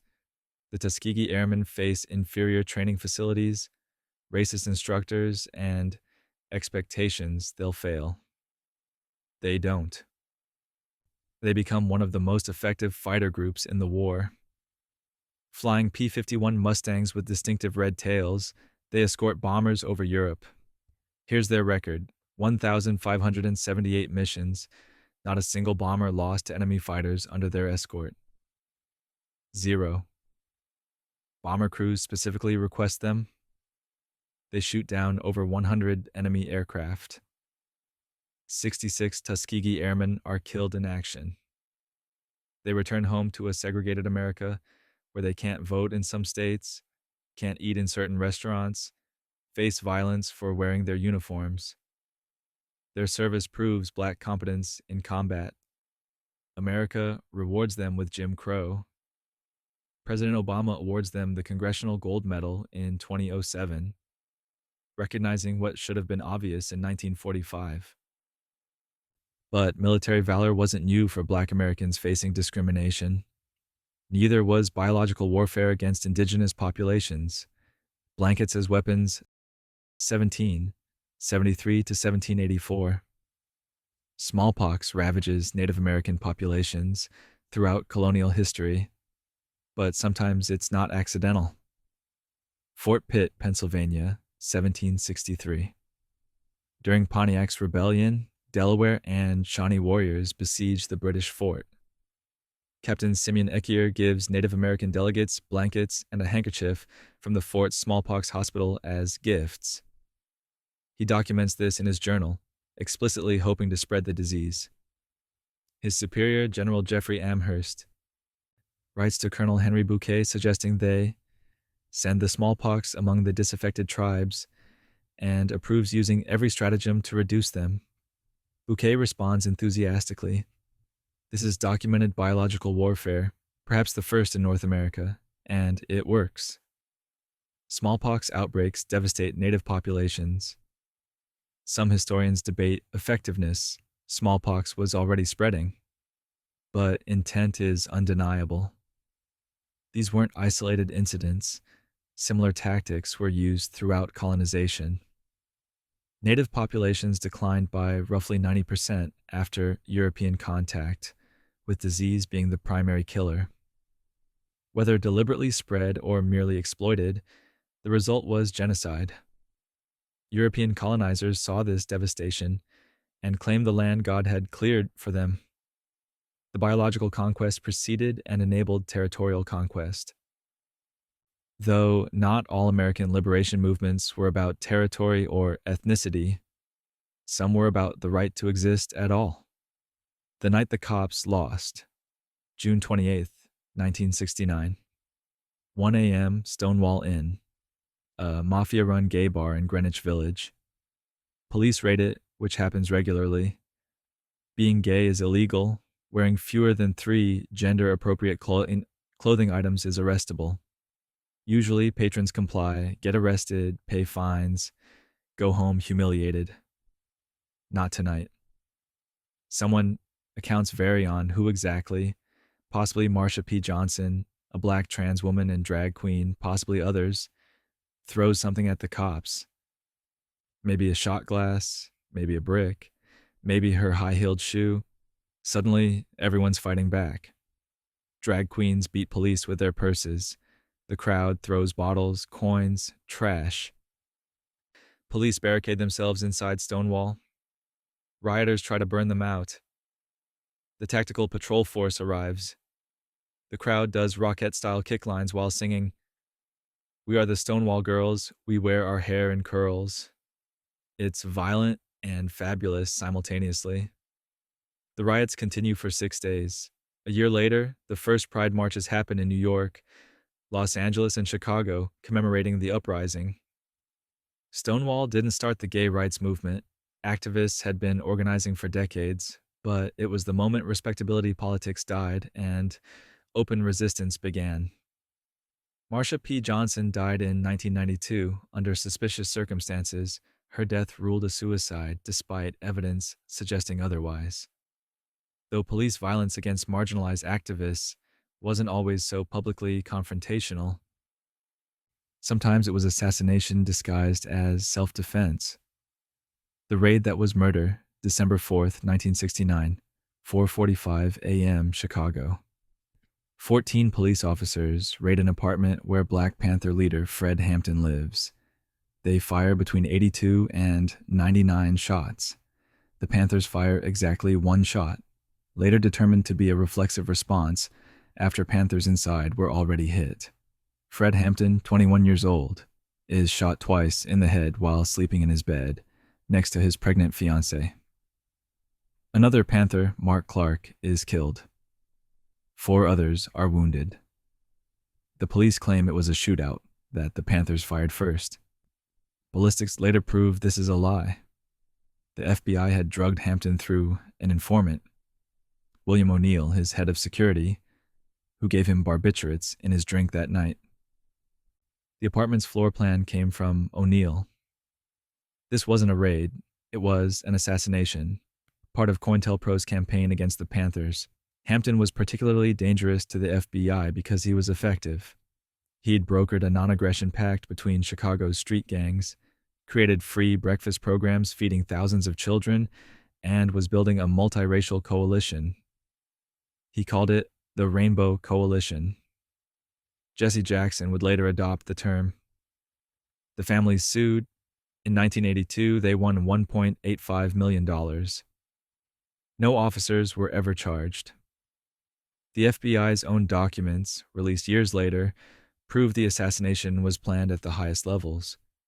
But COINTELPRO wasn't just targeting the Panthers. The FBI was disrupting and lying about lots of things in that era. The attack that never happened. August 4th, 1964. Gulf of Tonkin, Vietnam. The USS Maddox reports being attacked by North Vietnamese patrol boats. 2 days earlier, there'd been an actual skirmish. This second attack, though, it probably never happened. The night was dark, seas were rough, radar operators were jittery, and later analysis suggests they were tracking their own ship's propeller echoes. Captain John Herrick sends a message expressing doubt. Review of action makes many reported contacts and torpedoes fired appear doubtful. Freak weather effects and overeager sonarman may have accounted for many reports. No actual visual sightings by Maddox. President Johnson ignores the doubts. He goes on national television announcing the attack and orders retaliatory airstrikes. Congress passes the Gulf of Tonkin Resolution, giving Johnson authority to escalate military involvement without declaring war. This becomes the legal basis for the entire Vietnam War. 58,220 Americans die. Estimates suggest 2 to 3 million Vietnamese die. The U.S. withdraws in 1973, Saigon falls in 1975, and America loses its first war. In 2005, the NSA declassifies documents confirming the second attack never occurred. Johnson and Defense Secretary Robert McNamara knew the evidence was questionable, but used it anyway. The war was built on a lie, but the casualties were extremely real. Though Vietnam wasn't the government's only major deception that decade, Some secrets involved importing Nazis. Operation Paperclips, Nazi Scientists, 1945. World War II ends. The Allies discover Germany's advanced rocket technology and immediately start recruiting the scientists who built it. Problem. Many of these scientists are Nazis. Some were SS members. Some used concentration camp slave labor. Some conducted medical experiments on prisoners. Solution: lie about it. Operation Paperclip, named for the paperclips attached to new personnel files, brings over 1,600 German scientists, engineers, and technicians to America. Their Nazi backgrounds are whitewashed or hidden entirely. Werner von Braun, who used slave labor from Mittelbau-Dora concentration camp, where 20,000 prisoners died, building V-2 rockets, becomes NASA's chief architect and designs the Saturn V rocket that puts Americans on the moon. The U.S. prioritizes beating the Soviets over prosecuting war criminals. Some paperclip scientists were legitimately reformed and made genuine contributions to American science and space exploration. Others were unrepentant Nazis given new lives and American citizenship, while their victims' families received nothing. The justification was Cold War necessity. The result was America giving asylum to people who committed atrocities, then celebrating their achievements while burying their pasts. When Armstrong stepped on the moon in 1969, his rocket was designed by a former Nazi. That's complicated. But importing Nazis wasn't even the CIA's most disturbing program during the Cold War. MKUltra's unwitting test subjects, 1953 to 1973. The CIA runs MKUltra, a mind control research program involving over 150 human experiments. They dose unwitting Americans with LSD and other drugs to test behavior modification techniques. Patients at mental hospitals, prisoners, drug addicts, sex workers, CIA employees, military personnel, anyone vulnerable or unable to report effectively. Dr. Sidney Gottlieb, the program's director, operates with virtually no oversight. Researchers dose people in restaurants, brothels, offices. One CIA employee, Frank Olson, is given LSD without knowledge. He has a mental breakdown and dies after falling from a hotel window 9 days later. Officially, it's suicide. His family believes he was murdered. The Army scientist Harold Blauer dies in 1953 during a secret experiment testing mescaline derivatives. Prostitutes are hired to lure men to CIA safe houses, where they're drugged and observed through two-way mirrors. Ken Kesey, author of One Flew Over the Cuckoo's Nest, was an MKUltra test subject. So was Unabomber Ted Kaczynski while at Harvard. The program is exposed in 1975 by the Church Committee. CIA Director Richard Helms had destroyed most MKUltra files in 1973, so the full scope will never be known. The government apologized and paid some settlements. No one was prosecuted, though CIA operations weren't the only threats to American democracy in the 1930s. The business plot against FDR, 1933. Franklin Roosevelt is president. The New Deal threatens corporate profits. Some wealthy industrialists don't appreciate this, so they allegedly plan a coup. According to Marine Corps Major General Smedley Butler, a group of businessmen and financiers approached him to lead a military overthrow of Roosevelt and install a fascist government. Butler testifies before Congress that the plotters wanted to create an organization of veterans to march on Washington and force Roosevelt to appoint a new Secretary of General Affairs who would actually run the country. The plotters allegedly included members of wealthy families, DuPont, Goodyear, possibly others, and had Wall Street backing. Butler, a two-time Medal of Honor recipient who'd criticized American imperialism, instead reports the plot to Congress. The McCormick-Dickstein Committee investigates and confirms parts of Butler's testimony, finding evidence of a planned coup. However, the final report is diluted, names are redacted, and no prosecutions occur. Newspapers dismiss it as a hoax. Historians debate how serious the plot actually was. Possibly genuine conspiracy, possibly wealthy men's fantasy that Butler took literally. Either way, powerful Americans discussed overthrowing democracy and faced zero consequences. Butler died in 1940, still insisting the plot was real. Speaking of government operations against American citizens, COINTELPRO's War on Dissent, 1956 to 1971. The FBI runs COINTELPRO, counterintelligence program, ostensibly to combat Soviet infiltration, but actually targeting civil rights leaders, anti-war activists, and anyone J. Edgar Hoover dislikes. The program's tactics include surveillance, infiltration, psychological warfare, discrediting activists through false information, and inciting violence. They send Martin Luther King Jr. an anonymous letter encouraging him to commit suicide before accepting his Nobel Prize. They infiltrate Black Panther chapters and arrange violent confrontations. They send fake letters between organizations, creating conflicts. They burglarize offices, plant drugs, falsify evidence. In 1971, activists calling themselves the Citizens Commission to investigate the FBI break into a Media, Pennsylvania FBI office and steal documents exposing COINTELPRO. They mail copies to newspapers. The Washington Post publishes. The Church Committee investigates in 1975, confirming the program's existence and documenting abuses. Hoover dies in 1972 without facing consequences. Some agents are eventually prosecuted, but receive pardons or minimal sentences. The FBI issues formal apologies decades later. COINTELPRO officially ended in 1971, but similar tactics have resurfaced under different programs. The legacy is clear. The government surveilled, harassed, and destroyed American activists exercising constitutional rights, all in the name of national security. Though domestic operations weren't the only place American bombs fell during the Cold War. The most bombed country on Earth, 1964 to 1973.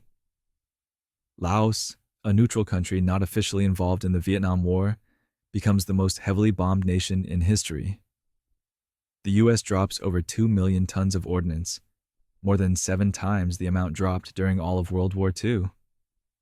That's a plane load of bombs every 8 minutes, 24 hours a day, for 9 years. The campaign is secret. Congress and the American public don't know. The bombing targets the Ho Chi Minh Trail running through Laos, but vast areas are carpet bombed. Entire villages are destroyed. Roughly 270 million cluster bombs are dropped. 30% fail to explode. About 80 million bombs remain in Laotian soil today. Since the war ended, over 20,000 Laotians have been killed or injured by unexploded ordnance. Children find them while farming or playing. The U.S. spent $13.1 billion, adjusted for inflation, dropping bombs on Laos. Between 1995 and 2021, the U.S. spent just $389 million on cleanup. At current rates, clearing Laos will take centuries. The bombing was illegal, secret, and ongoing. Nixon ordered it expanded in 1969 despite Laos's neutrality. American pilots called it the Secret War. For Laotians, it's still killing people, though America's violence against vulnerable populations wasn't limited to foreign wars. Domestic campaigns targeted children for cultural destruction. Kill the Indian, save the man. 1870s to 1970s. Native American children are forcibly removed from their families and sent to government-run boarding schools. The stated mission, according to founder Richard Henry Pratt: kill the Indian, save the man. Over 150 schools operate across the country. Children as young as 5 are taken, often by force or coercion. Their hair is cut, a spiritual violation in many tribes. They're forbidden from speaking their languages or practicing their religions. They're given English names. They're punished physically for any hint of their culture. Sexual abuse is rampant. Disease spreads easily in overcrowded conditions. Thousands die from tuberculosis, influenza, and other preventable diseases. Many are buried in unmarked graves on school grounds. Canada recently discovered graves of thousands of children at similar schools. American schools are now being investigated, finding similar burial sites. Some estimates suggest over 100,000 children pass through these schools. The psychological trauma, loss of language, culture, family connections, devastates communities for generations. The last federally operated school closed in the 1970s. Some Native Americans alive today attended these schools. In 2021, the U.S. finally began formally investigating the boarding school system's abuses. The cultural genocide wasn't accidental. It was policy. Though forced removal of Native peoples wasn't limited to children. The March that killed thousands, 1830 to 1843. The federal government forcibly removes over 60,000 Native Americans from their ancestral lands in the Southeast. Cherokee, Muskogee, Seminole, Chickasaw, and Choctaw nations. The Indian Removal Act of 1830, pushed by President Andrew Jackson, requires them to relocate west of the Mississippi to Indian Territory in present-day Oklahoma. The Cherokee case goes to the Supreme Court. Chief Justice John Marshall rules in Worcester v. Georgia that Georgia cannot force removal. Cherokee sovereignty is protected. Jackson allegedly responds, "John Marshall has made his decision. Now let him enforce it."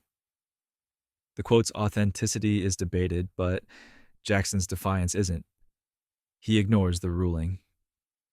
In 1838, the U.S. Army rounds up Cherokee at gunpoint, holding them in stockades before marching them west. The journey covers over 1,000 miles. It's winter. They have inadequate supplies, clothing, shelter. Disease spreads rapidly. Roughly 4,000 Cherokee die from exposure, starvation, and disease. The Choctaw March in 1831. They name it the Trail of Tears and Death. Other tribes face similar death marches. The Cherokee Trail of Tears becomes the most infamous, but all 5 civilized tribes experience this forced removal and massive death toll. Survivors rebuild in Oklahoma, only to face more displacement later when oil is discovered. Jackson remains on the $20 bill. Though legal dehumanization of people wasn't limited to Native Americans, the Supreme Court ruling that said some people aren't people. March 6, 1857. The Supreme Court issues its decision in Dred Scott versus Sanford. Dred Scott, enslaved, sues for freedom because his owner took him to free territories. Chief Justice Roger Taney writes the majority opinion. Black people, whether enslaved or free, cannot be American citizens. They have no rights which the white man was bound to respect. The Constitution, Taney argues, was never meant to include black people. The decision invalidates the Missouri Compromise, allowing slavery in all territories. It's one of the worst Supreme Court decisions in American history, ranking with Plessy versus Ferguson and Korematsu. The ruling enrages abolitionists, energizes the anti-slavery movement, and accelerates the path to civil war. Lincoln campaigns against it in 1858. The 14th Amendment, ratified in 1868, explicitly overturns Dred Scott by granting citizenship to all people born in the United States.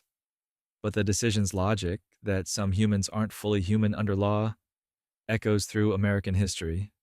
Chinese exclusion, Jim Crow, Japanese internment, all rely on legal hierarchies of personhood. Dred Scott died in 1858, 1 year after the ruling, still not free. His case lives on as a reminder that the Supreme Court doesn't always expand rights. Sometimes it contracts them and requires war or amendments to correct, which brings us full circle to the question of who counts as American. The veterans Hoover gassed. Speaking of who counts as American, 1932. The Great Depression is crushing everyone. 17,000 World War I veterans march on Washington, demanding early payment of promised bonuses. They set up camps, bring families, protest peacefully. Congress votes no. Most leave. 2,000 stay. President Herbert Hoover orders their removal. General Douglas MacArthur, Major Dwight Eisenhower, and Major George Patton lead federal troops with tanks and cavalry. They gas the camps, including women and children, and burn them. 2 veterans die. An 11-week-old baby dies from tear gas exposure. Hoover loses re-election partly because of this. The optics of gassing veterans who'd fought for America haunted his presidency, though violence against workers organizing for rights wasn't new. When soldiers shot strikers, April 20th, 1914. Ludlow, Colorado. Coal miners have been striking for 7 months, demanding better pay and safer conditions. The Colorado National Guard, funded by mine owner John D. Rockefeller Jr., surrounds their tent colony. Someone fires, accounts dispute who started it, and the Guard opens machine gun fire into the camp. They torch tents. 11 children and 2 women hiding in a pit beneath a burning tent suffocate and burn to death. Total death count reaches 19, including 1 militiaman. The massacre sparks 10 days of armed worker rebellion across Colorado. Federal troops restore order. Rockefeller testifies before Congress, claims ignorance, faces no charges. The United Mine Workers eventually win some concessions, but labor organizing remained dangerous for decades. The bomb that killed a movement, May 4th, 1886. Chicago's Haymarket Square. Workers rally for an 8-hour workday. Police arrive to disperse them. Someone throws a bomb into police ranks. 7 officers die. 4 workers are killed. Police shoot indiscriminately into the crowd. Who threw the bomb? Never discovered. 8 anarchist labor organizers are arrested anyway. The trial is a farce. No evidence connects them to the bombing. 7 receive death sentences. 1 commits suicide in jail. 4 are hanged on November 11, 1887. Governor John Altgeld pardons the survivors in 1893, calling the trial unjust. The Haymarket martyrs become international labor symbols. Their executions set back American labor organizing for years, though labor violence would escalate further. America's largest labor war, August to September, 1921. West Virginia coal country. 10,000 armed miners march against coal companies and sheriff's deputies. This isn't a protest, it's an insurrection. The Battle of Blair Mountain becomes the largest armed uprising in America since the Civil War. The U.S. Army intervenes with troops and borrowed military planes dropping bombs and poison gas on American workers. 1 million rounds are fired. Roughly 100 people die. Miners surrender when President Harding threatens martial law. 985 miners are indicted for treason and murder. Most are acquitted or pardoned. The battle temporarily crushes union organizing in West Virginia. Coal companies win, workers die. The government sided with capital over labor using military force. America's Eugenics Nightmare 1907 to the 1970s. 32 states pass forced sterilization, laws targeting people deemed unfit to reproduce. Over 60,000 Americans are sterilized without meaningful consent. People with disabilities, those in mental institutions, prisoners, poor people, and disproportionately Black, Native American, and Latino populations. California sterilizes 20,000 people, the most of any state. Carrie Buck, a Virginia woman, challenges her sterilization order in 1927. The Supreme Court rules against her 8-1. Justice Oliver Wendell Holmes writes, 3 generations of imbeciles are enough. Later evidence suggests Buck wasn't intellectually disabled. She was institutionalized after being raped. Nazi Germany studied American eugenics programs before implementing their own. The last forced sterilization law wasn't repealed until 2013 in North Carolina. Operation Wetback's Brutal Sweep, 1954. The Eisenhower administration launches Operation Wetback. Yes, that's the actual name. A mass deportation campaign targeting Mexican immigrants. Border Patrol and local police conduct raids across the Southwest. Over 1 million people are deported, many without hearings or due process. American citizens of Mexican descent are swept up too.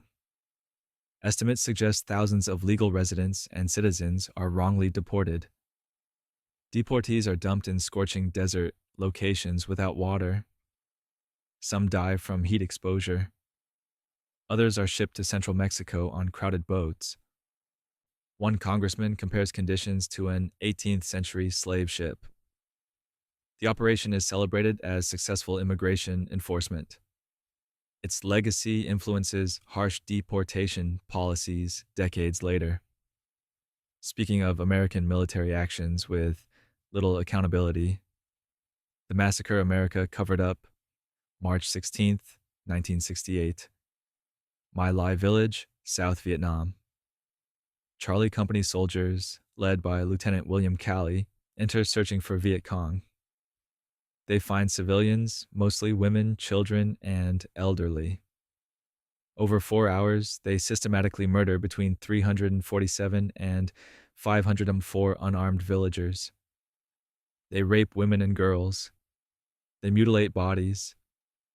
Helicopter pilot Hugh Thompson intervenes, landing his helicopter between soldiers and fleeing civilians, ordering his crew to shoot Americans if they continued. The Army covers it up for a year. Journalist Seymour Hersh exposes it in November 1969. 26 soldiers are charged. Only Calley is convicted. He serves 3.5 years under house arrest. The massacre becomes a defining symbol of Vietnam War atrocities. The day Philadelphia bombed itself, May 13, 1985, Philadelphia. MOVE, a black liberation group, occupies a house in a residential neighborhood. They're loud, confrontational, and police want them gone. After a day-long standoff, Police Commissioner Gregor Sambor orders a helicopter to drop a bomb, literally an explosive device, on the house's roof bunker. The resulting fire spreads. Police Commissioner orders firefighters to let the fire burn. 11 people die, including 5 children. 65 houses burned to the ground. An entire neighborhood is destroyed. 1 child and 1 adult survive. A commission later calls the bombing unconscionable. No criminal charges are filed. The city pays survivors a settlement. In 2021, remains of victims were discovered still held by the University of Pennsylvania, which had been using them for research without family consent. Wounded Knee's final betrayal. December 29th, 1890. Wounded Knee Creek, South Dakota. The 7th Cavalry, Custer's old regiment, surrounds a Lakota camp. They're confiscating weapons when someone's rifle discharges. Soldiers open fire with rifles and Hotchkiss guns, early machine guns. They massacre between 250 and 300 Lakota, mostly women and children. Some are shot while fleeing or hiding. Bodies are found miles away. A blizzard hits. Frozen bodies are dumped in a mass grave days later. 20 soldiers receive medals of honor for the massacre. The ghost dance the Lakota were practicing was a religious ceremony, not a war dance. Wounded Knee marks the end of major Native American armed resistance. The medals have never been revoked despite decades of petitions. Sand Creek's peaceful camp, November 29th, 1864. Sand Creek, Colorado Territory. Colonel John Chivington leads 700 Colorado militia against a peaceful Cheyenne and Arapaho encampment. Chief Black Kettle raises an American flag and a white flag. The militia attacks anyway. They kill between 70 and 163 people, mostly women and children. Soldiers scalp victims and mutilate bodies, taking trophies they later display in Denver. Witnesses describe infants shot, pregnant women cut open, genitals mutilated.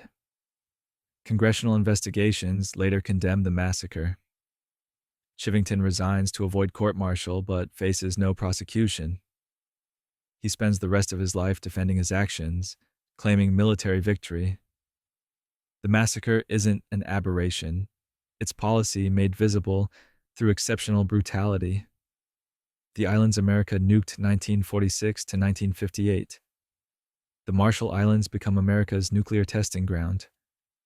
The U.S. detonates 67 nuclear bombs there, including Castle Bravo in 1954, the largest American nuclear test ever, at 15 megatons.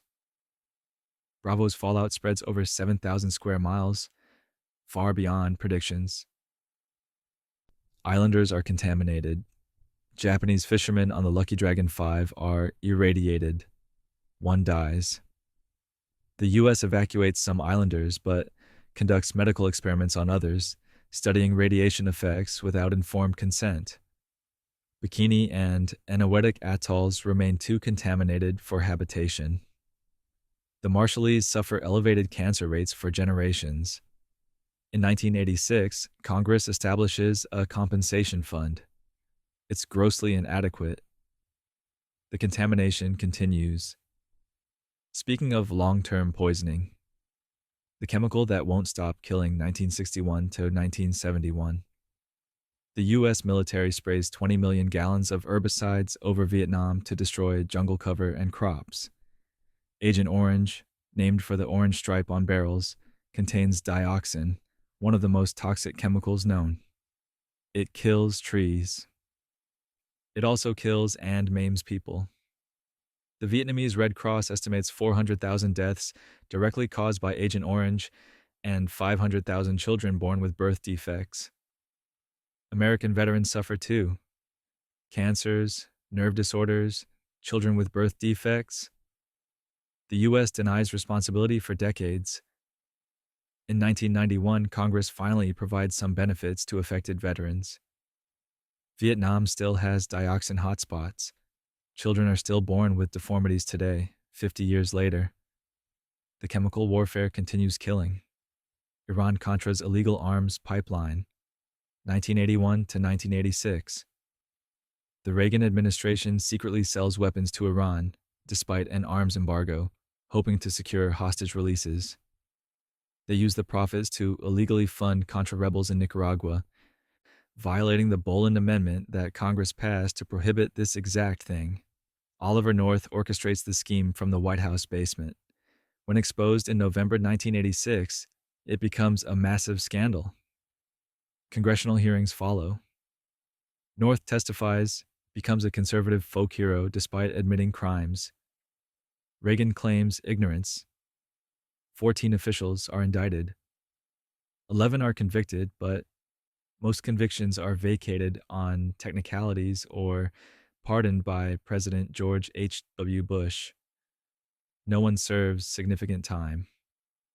The operation undermined congressional authority, violated international law, and taught a generation that executive branch crimes have no consequences.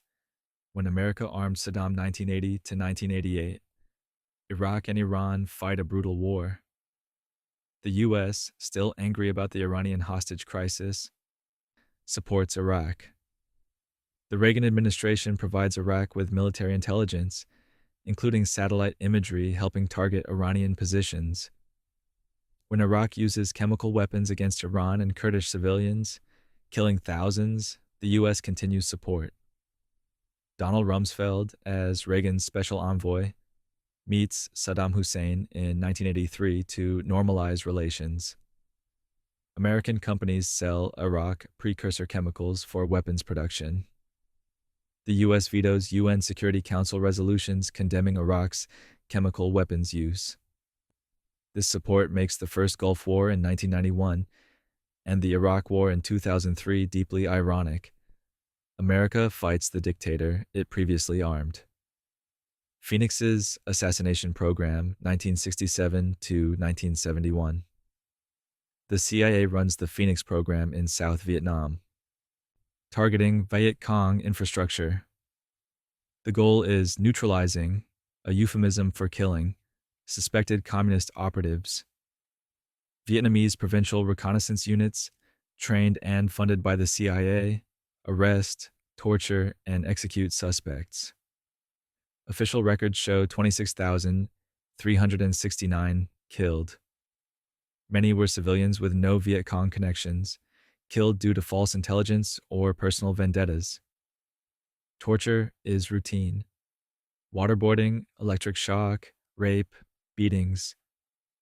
CIA Director William Colby later testifies to Congress about the program. He insists it was effective counterinsurgency. Critics call it terrorism. No one is prosecuted. The Phoenix program becomes a model for later counterinsurgency operations in Latin America and the Middle East. The school that trained dictators, 1946, to present. The School of the Americas, renamed Western Hemisphere. Institute for Security Cooperation in 2001, trains Latin American military officers at Fort Benning, Georgia. Alumni include some of Latin America's worst human rights abusers. Graduates participate in El Salvador's massacres during the Civil War, Guatemala's genocide against indigenous peoples, Argentina's dirty war disappearances, and numerous coups. Training manuals from the 1980s advocate torture, execution, and targeting civilians. The school defends itself as promoting democracy and professionalism. Critics call it School of the Assassins. Annual protests demand its closure. It remains open. The justification is always fighting communism or drugs. The result is frequently dead civilians and destroyed democracies. Rwanda's Genocide America Ignored, April to July, 1994. Rwanda. Hutu extremists systematically murder between 500,000 and 1 million Tutsi, and moderate Hutu people over 100 days. The U.S. has intelligence warnings months in advance. The Clinton administration refuses to call it genocide. That would legally require intervention. They debate semantics while people are macheted to death. The U.S. withdraws peacekeepers and blocks UN reinforcement. Clinton later calls it his greatest regret, visiting Rwanda in 1998 to apologize. But apologies don't resurrect the dead. Samantha Power's A Problem from Hell documents how America specifically avoided using the word genocide to avoid acting. The world watched, the U.S. particularly, and chose inaction. Though American inaction wasn't the only way false narratives started wars. Remember the Maine, forget the truth. February 15, 1898. The USS Maine explodes in Havana Harbor, killing 266 sailors. Yellow journalism newspapers immediately blame Spain. Remember the Maine, to hell with Spain, becomes the rallying cry. Modern investigations suggest the explosion was internal, probably a coal bunker fire igniting the ammunition magazine. But in 1898, America wants war with Spain. The Maine becomes the excuse. Congress declares war in April. By August, Spain surrenders. America gains the Philippines, Puerto Rico, and Guam. The Spanish-American War transforms America into an imperial power. The Maine's actual cause didn't matter.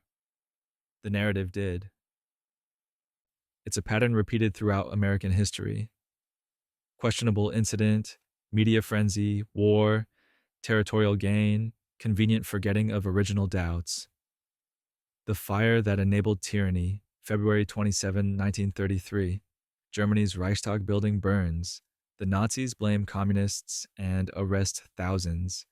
Hitler persuades President Hindenburg to sign the Reichstag fire decree, suspending civil liberties temporarily for security. The temporary suspension lasts 12 years. Elections proceed under these conditions. Nazis consolidate power.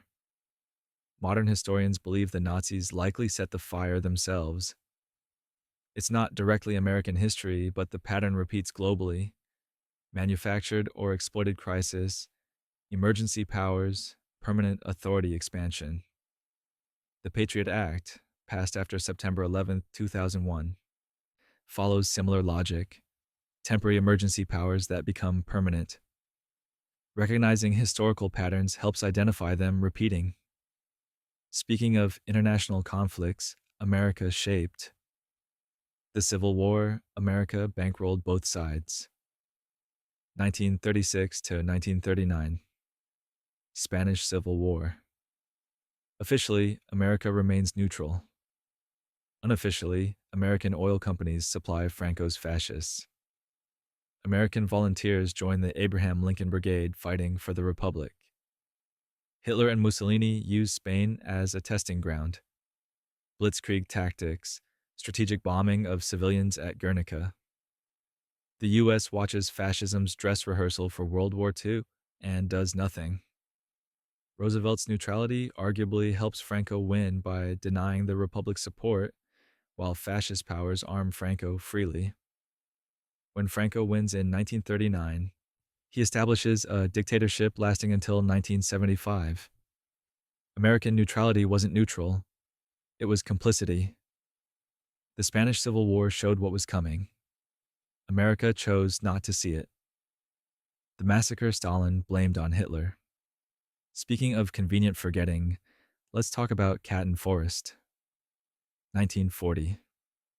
Soviet secret police execute 22,000 Polish officers, intellectuals, and leaders in the Katyn Forest and other sites. When Nazi Germany discovers the mass graves in 1943, they use it for anti-Soviet propaganda. Stalin blames the Nazis. The US and Britain know Stalin did it. Intelligence reports confirm this, but publicly accept the Soviet lie because they need Stalin as an ally against Hitler. Even at Nuremberg trials, prosecutors avoid the topic. The truth doesn't officially emerge until 1990 when Soviet archives open.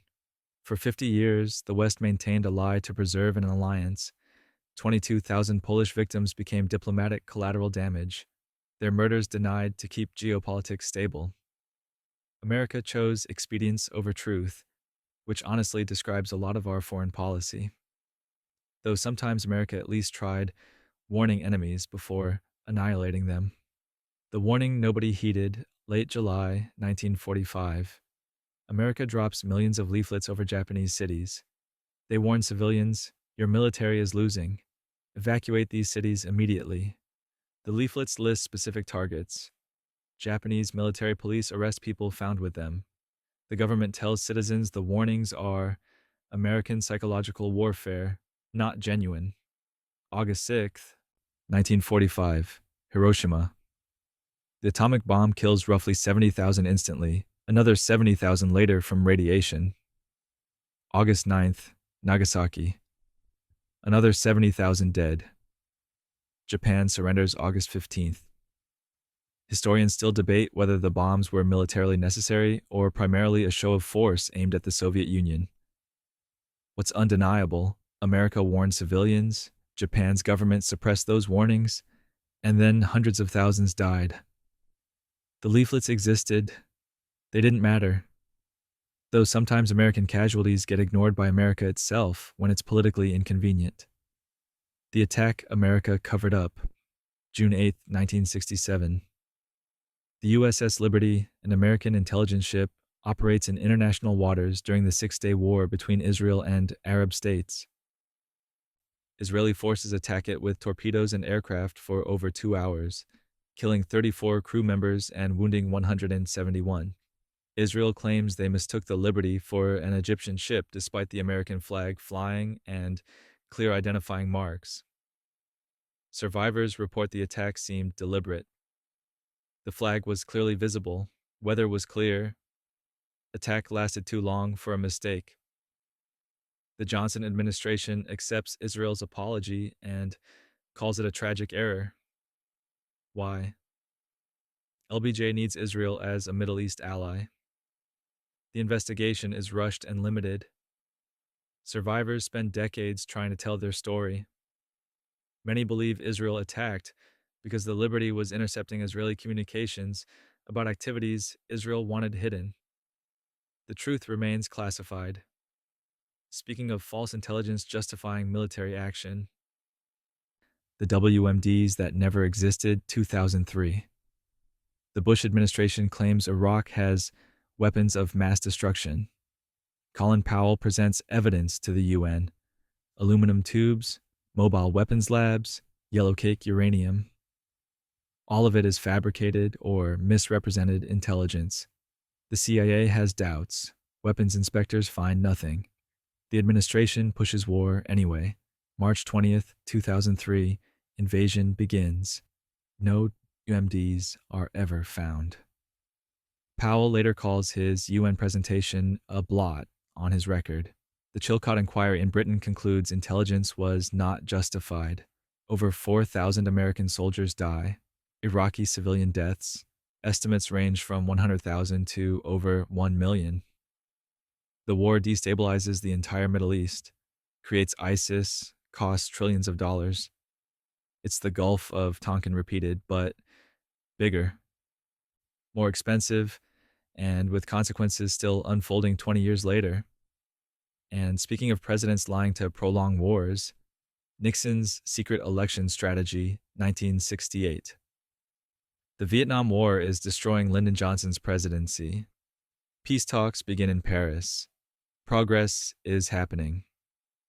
Then presidential candidate Richard Nixon secretly contacts South Vietnamese President Nguyen Van Thieu through intermediary Anna Chenot, telling him to boycott the talks, promising a better deal if Nixon wins. LBJ's intelligence services discover this through wiretaps. He's furious, but can't reveal it without admitting illegal surveillance. Thieu withdraws from talks days before the election. The talks collapse. Nixon wins narrowly. The war continues 4 more years. 20,000 more Americans die. Hundreds of thousands more Vietnamese die. Nixon doesn't get a better deal. America withdraws in 1973 with virtually the same terms available in 1968. In 1973, Nixon's own tapes confirm the sabotage. This is arguably treason, undermining U.S. foreign policy for electoral gain, but Nixon's never charged. Though Nixon wasn't the only president whose casual comments nearly caused disasters. The joke that almost started World War III, August 11th, 1984. President Ronald Reagan is doing a sound check before his weekly radio address. He thinks the microphone is off. It isn't. Reagan jokes. My fellow Americans, I'm pleased to tell you today that I've signed legislation that will outlaw Russia forever. We begin bombing in 5 minutes. The joke is broadcast live. Soviet forces go on alert. The Kremlin condemns it as unprecedentedly hostile. Some Soviet commanders believe it might signal an actual attack. Tensions are already high. NATO exercises earlier that year nearly triggered Soviet nuclear retaliation because they thought it was cover for a real attack. Reagan's joke, broadcast during peak Cold War paranoia, could have sparked catastrophe. The White House calls it a mistake and moves on. Soviet leadership doesn't forget. In 1994, Yeltsin admits they nearly launched a nuclear response. The Cold War could have gone hot over an unfunny joke, though Reagan's actual actions in Latin America were no joke. When the World Court said America broke the law, 1984. Nicaragua. The CIA mines Nicaraguan harbors to damage the Sandinista government's economy. Ships from multiple nations hit these mines. The World Court, International Court of Justice, rules America's actions violate international law. The court orders the U.S. to stop mining and pay reparations.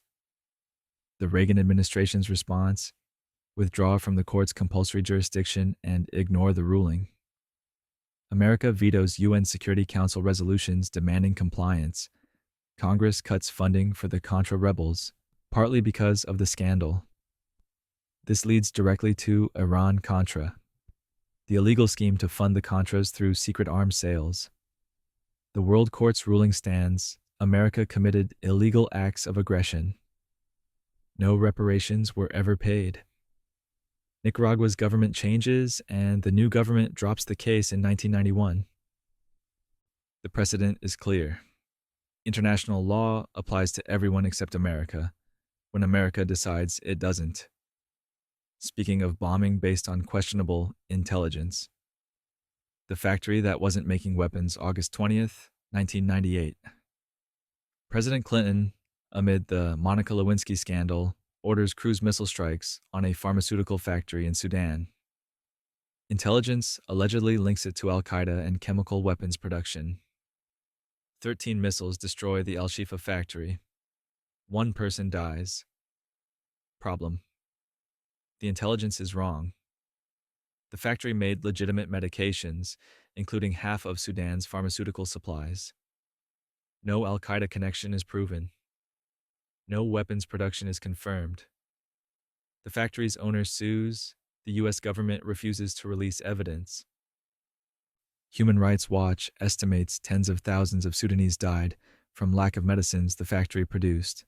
Clinton officials later admit the intelligence was shaky. No apology is issued.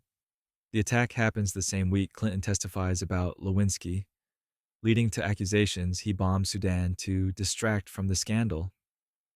Whether or not that's true, an innocent factory was destroyed based on bad intelligence, and Sudan's medical system suffered for years. Though questionable military declarations weren't limited to Clinton. Mission accomplished, except not at all. May 1st, 2003. President George W. Bush lands on the USS Abraham Lincoln in a fighter jet wearing a flight suit.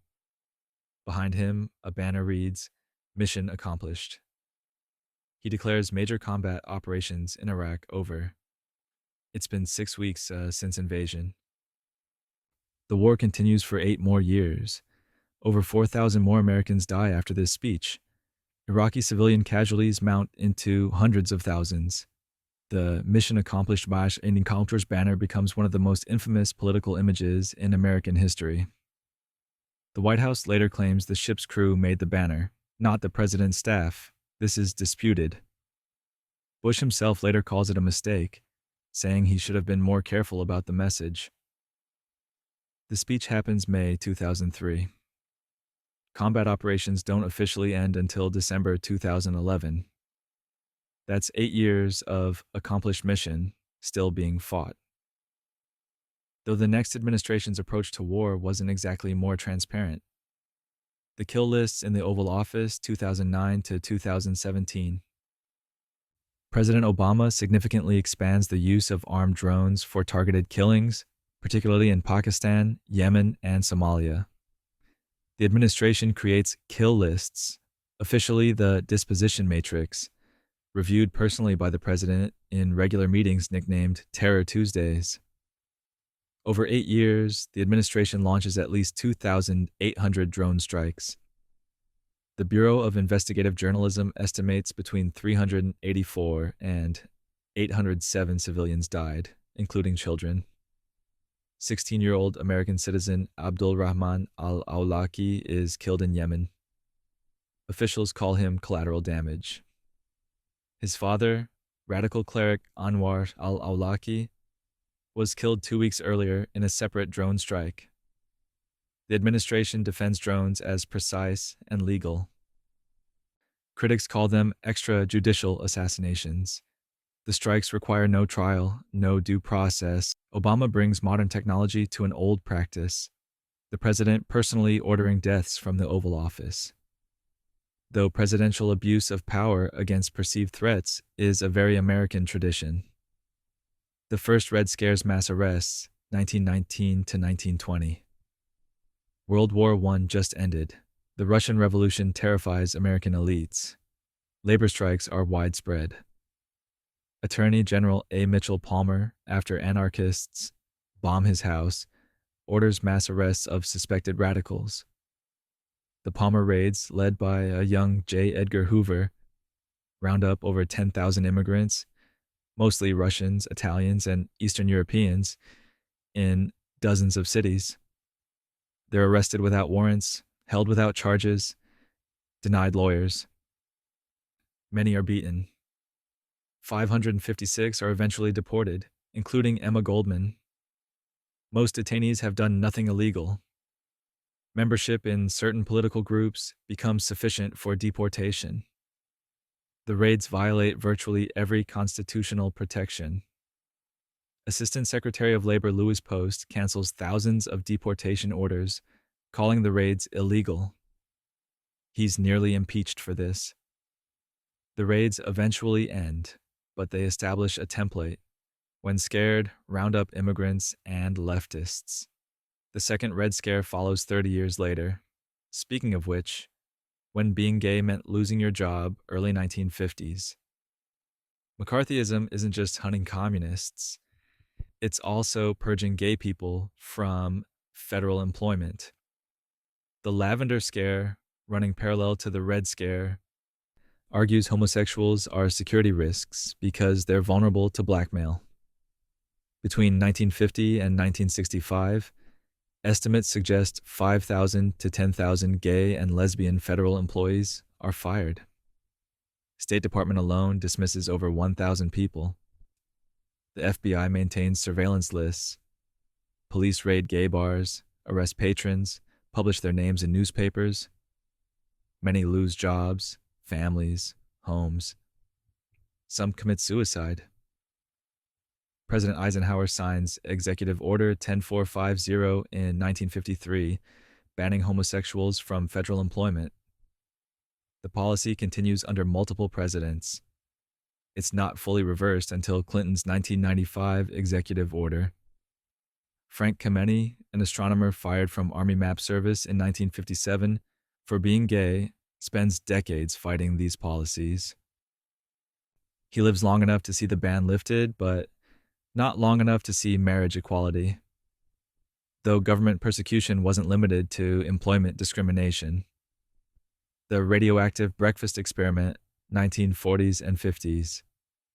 The Atomic Energy Commission and Quaker Oats conduct experiments at the Walter E. Fernald State School in Massachusetts. They feed radioactive oatmeal to mentally disabled children without informed consent.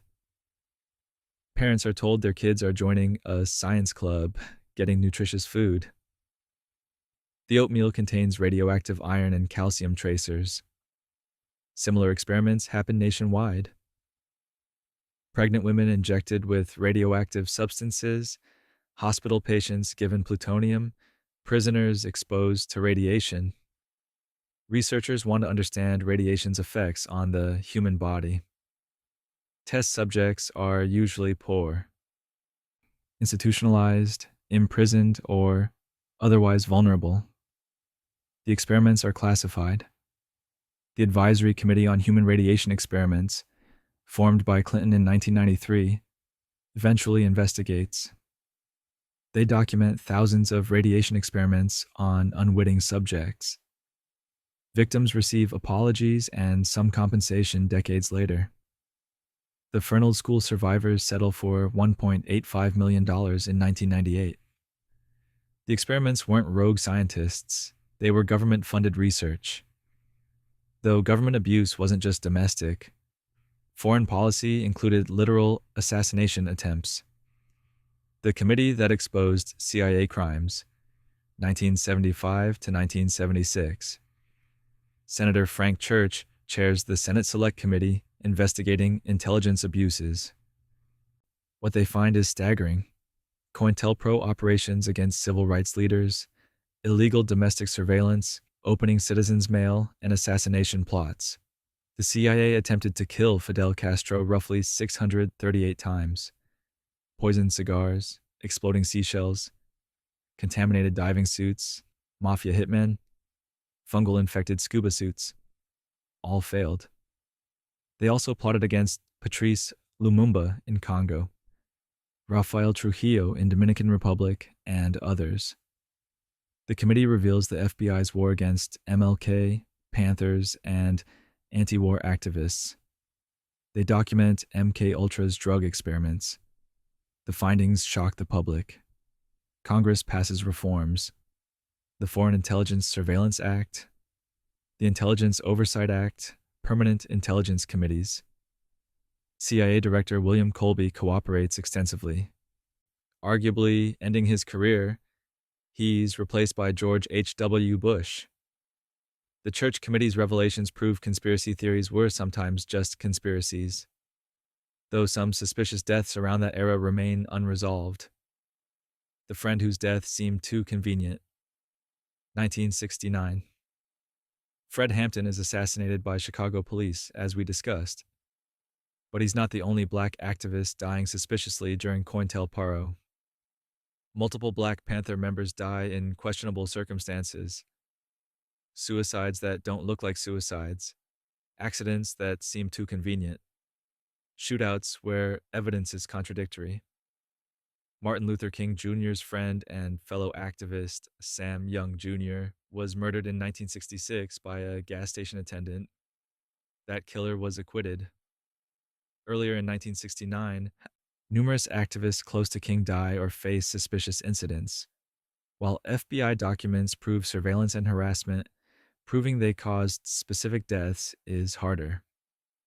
What's documented, the FBI wanted King dead, sent him letters encouraging suicide, and celebrated when he was assassinated.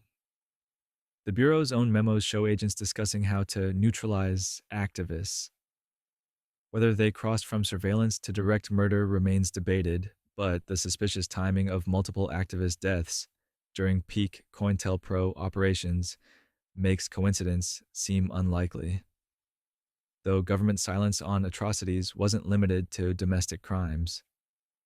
The genocide America pretended not to see, 1915 to 1917. The Ottoman Empire systematically murders 1.5 million Armenians. It's genocide, forced marches, mass shootings, concentration camps, starvation. American diplomats report it. Missionaries witness it. Ambassador Henry Morgenthau sends desperate cables describing the atrocities.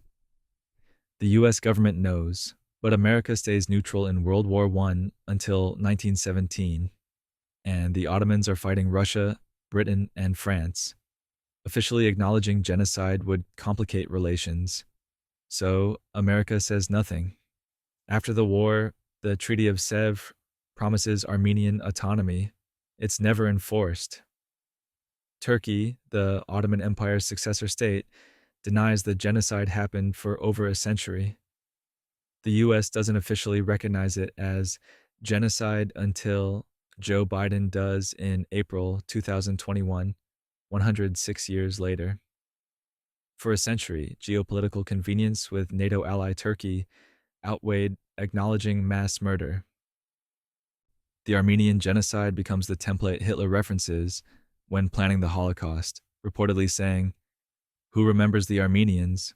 America remembered." It just didn't care enough to say so. Though Native American activists eventually got tired of America forgetting them too. The caravan that occupied Wounded Knee, November 1972. Native American activists from across the country converge on Washington, D.C. in the Trail of Broken Treaties, demanding recognition of treaty rights. They plan peaceful protests. When they arrive, promised accommodations don't exist. Protesters occupy the Bureau of Indian Affairs building for 6 days. Negotiations fail. The occupation ends with some damage to the building. Activists leave with files documenting decades of government mismanagement of tribal affairs. The administration promises to address grievances, but doesn't. Frustrated, the American Indian movement escalates. February 1973, they occupy Wounded Knee, South Dakota, site of the 1890 massacre. 200 activists hold the town for 71 days. Federal agents and FBI surround them. Gunfights happen. 2 activists die. 1 federal agent is paralyzed. Eventually, a negotiated settlement ends it. Leaders Russell Means and Dennis Banks face charges, but Trials result in mistrials or acquittals due to government misconduct. The occupation brings Native issues brief national attention, but lasting change remains limited. Speaking of uprisings ending in government violence, Attica's deadly retaking September 9-13, 1971. Attica Correctional Facility, New York. Inmates protest overcrowding, poor conditions, and racism. Negotiations begin. Inmates hold 42 hostages, but treat them relatively well. Governor Nelson Rockefeller refuses to visit or extend negotiations. September 13th, he orders state troopers to retake the prison. They fire over 3,000 rounds in 6 minutes. 29 inmates die. 10 hostages die, all killed by police gunfire, not inmates. 89 more people are wounded. Initial reports claim inmates slit hostages' throats. Autopsies prove this was false. All deaths were from police bullets. Surviving inmates are beaten, tortured, and sexually abused afterward. Eventually, New York settles lawsuits. $8 million to families of slain inmates and hostages in 2000, $12 million to surviving inmates in 2000. The Attica uprising becomes a symbol of prison brutality and reform failures. The phrase Attica, Attica from the film Dog Day Afternoon enters cultural consciousness. The lessons about prison conditions largely go unlearned.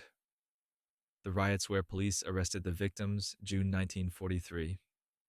Los Angeles. Mexican-American youths wear zoot suits, long jackets, baggy pants, fashion that uses extra fabric during wartime rationing.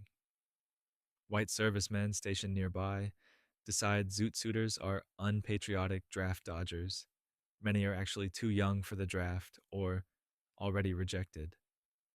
For 10 days, sailors and soldiers roam LA, beating any Mexican American they find, stripping their clothes, cutting their hair. The mobs grow to thousands. Police mostly watch or arrest the victims for disturbing the peace. Press coverage blames zoot suiters for provoking attacks. About 600 Mexican Americans are arrested. Servicemen face essentially no charges. Military finally restricts troops to base, ending the violence. A citizens' committee later determines the riots were race riots caused by white servicemen and police complicity. The Zoot Suit riots exemplify how Mexican Americans faced violence and discrimination, while their community members served in World War II at higher rates than national average. America's thank you was beatings and arrests. And that brings us to 99 facts your teachers definitely didn't mention during standardized test prep.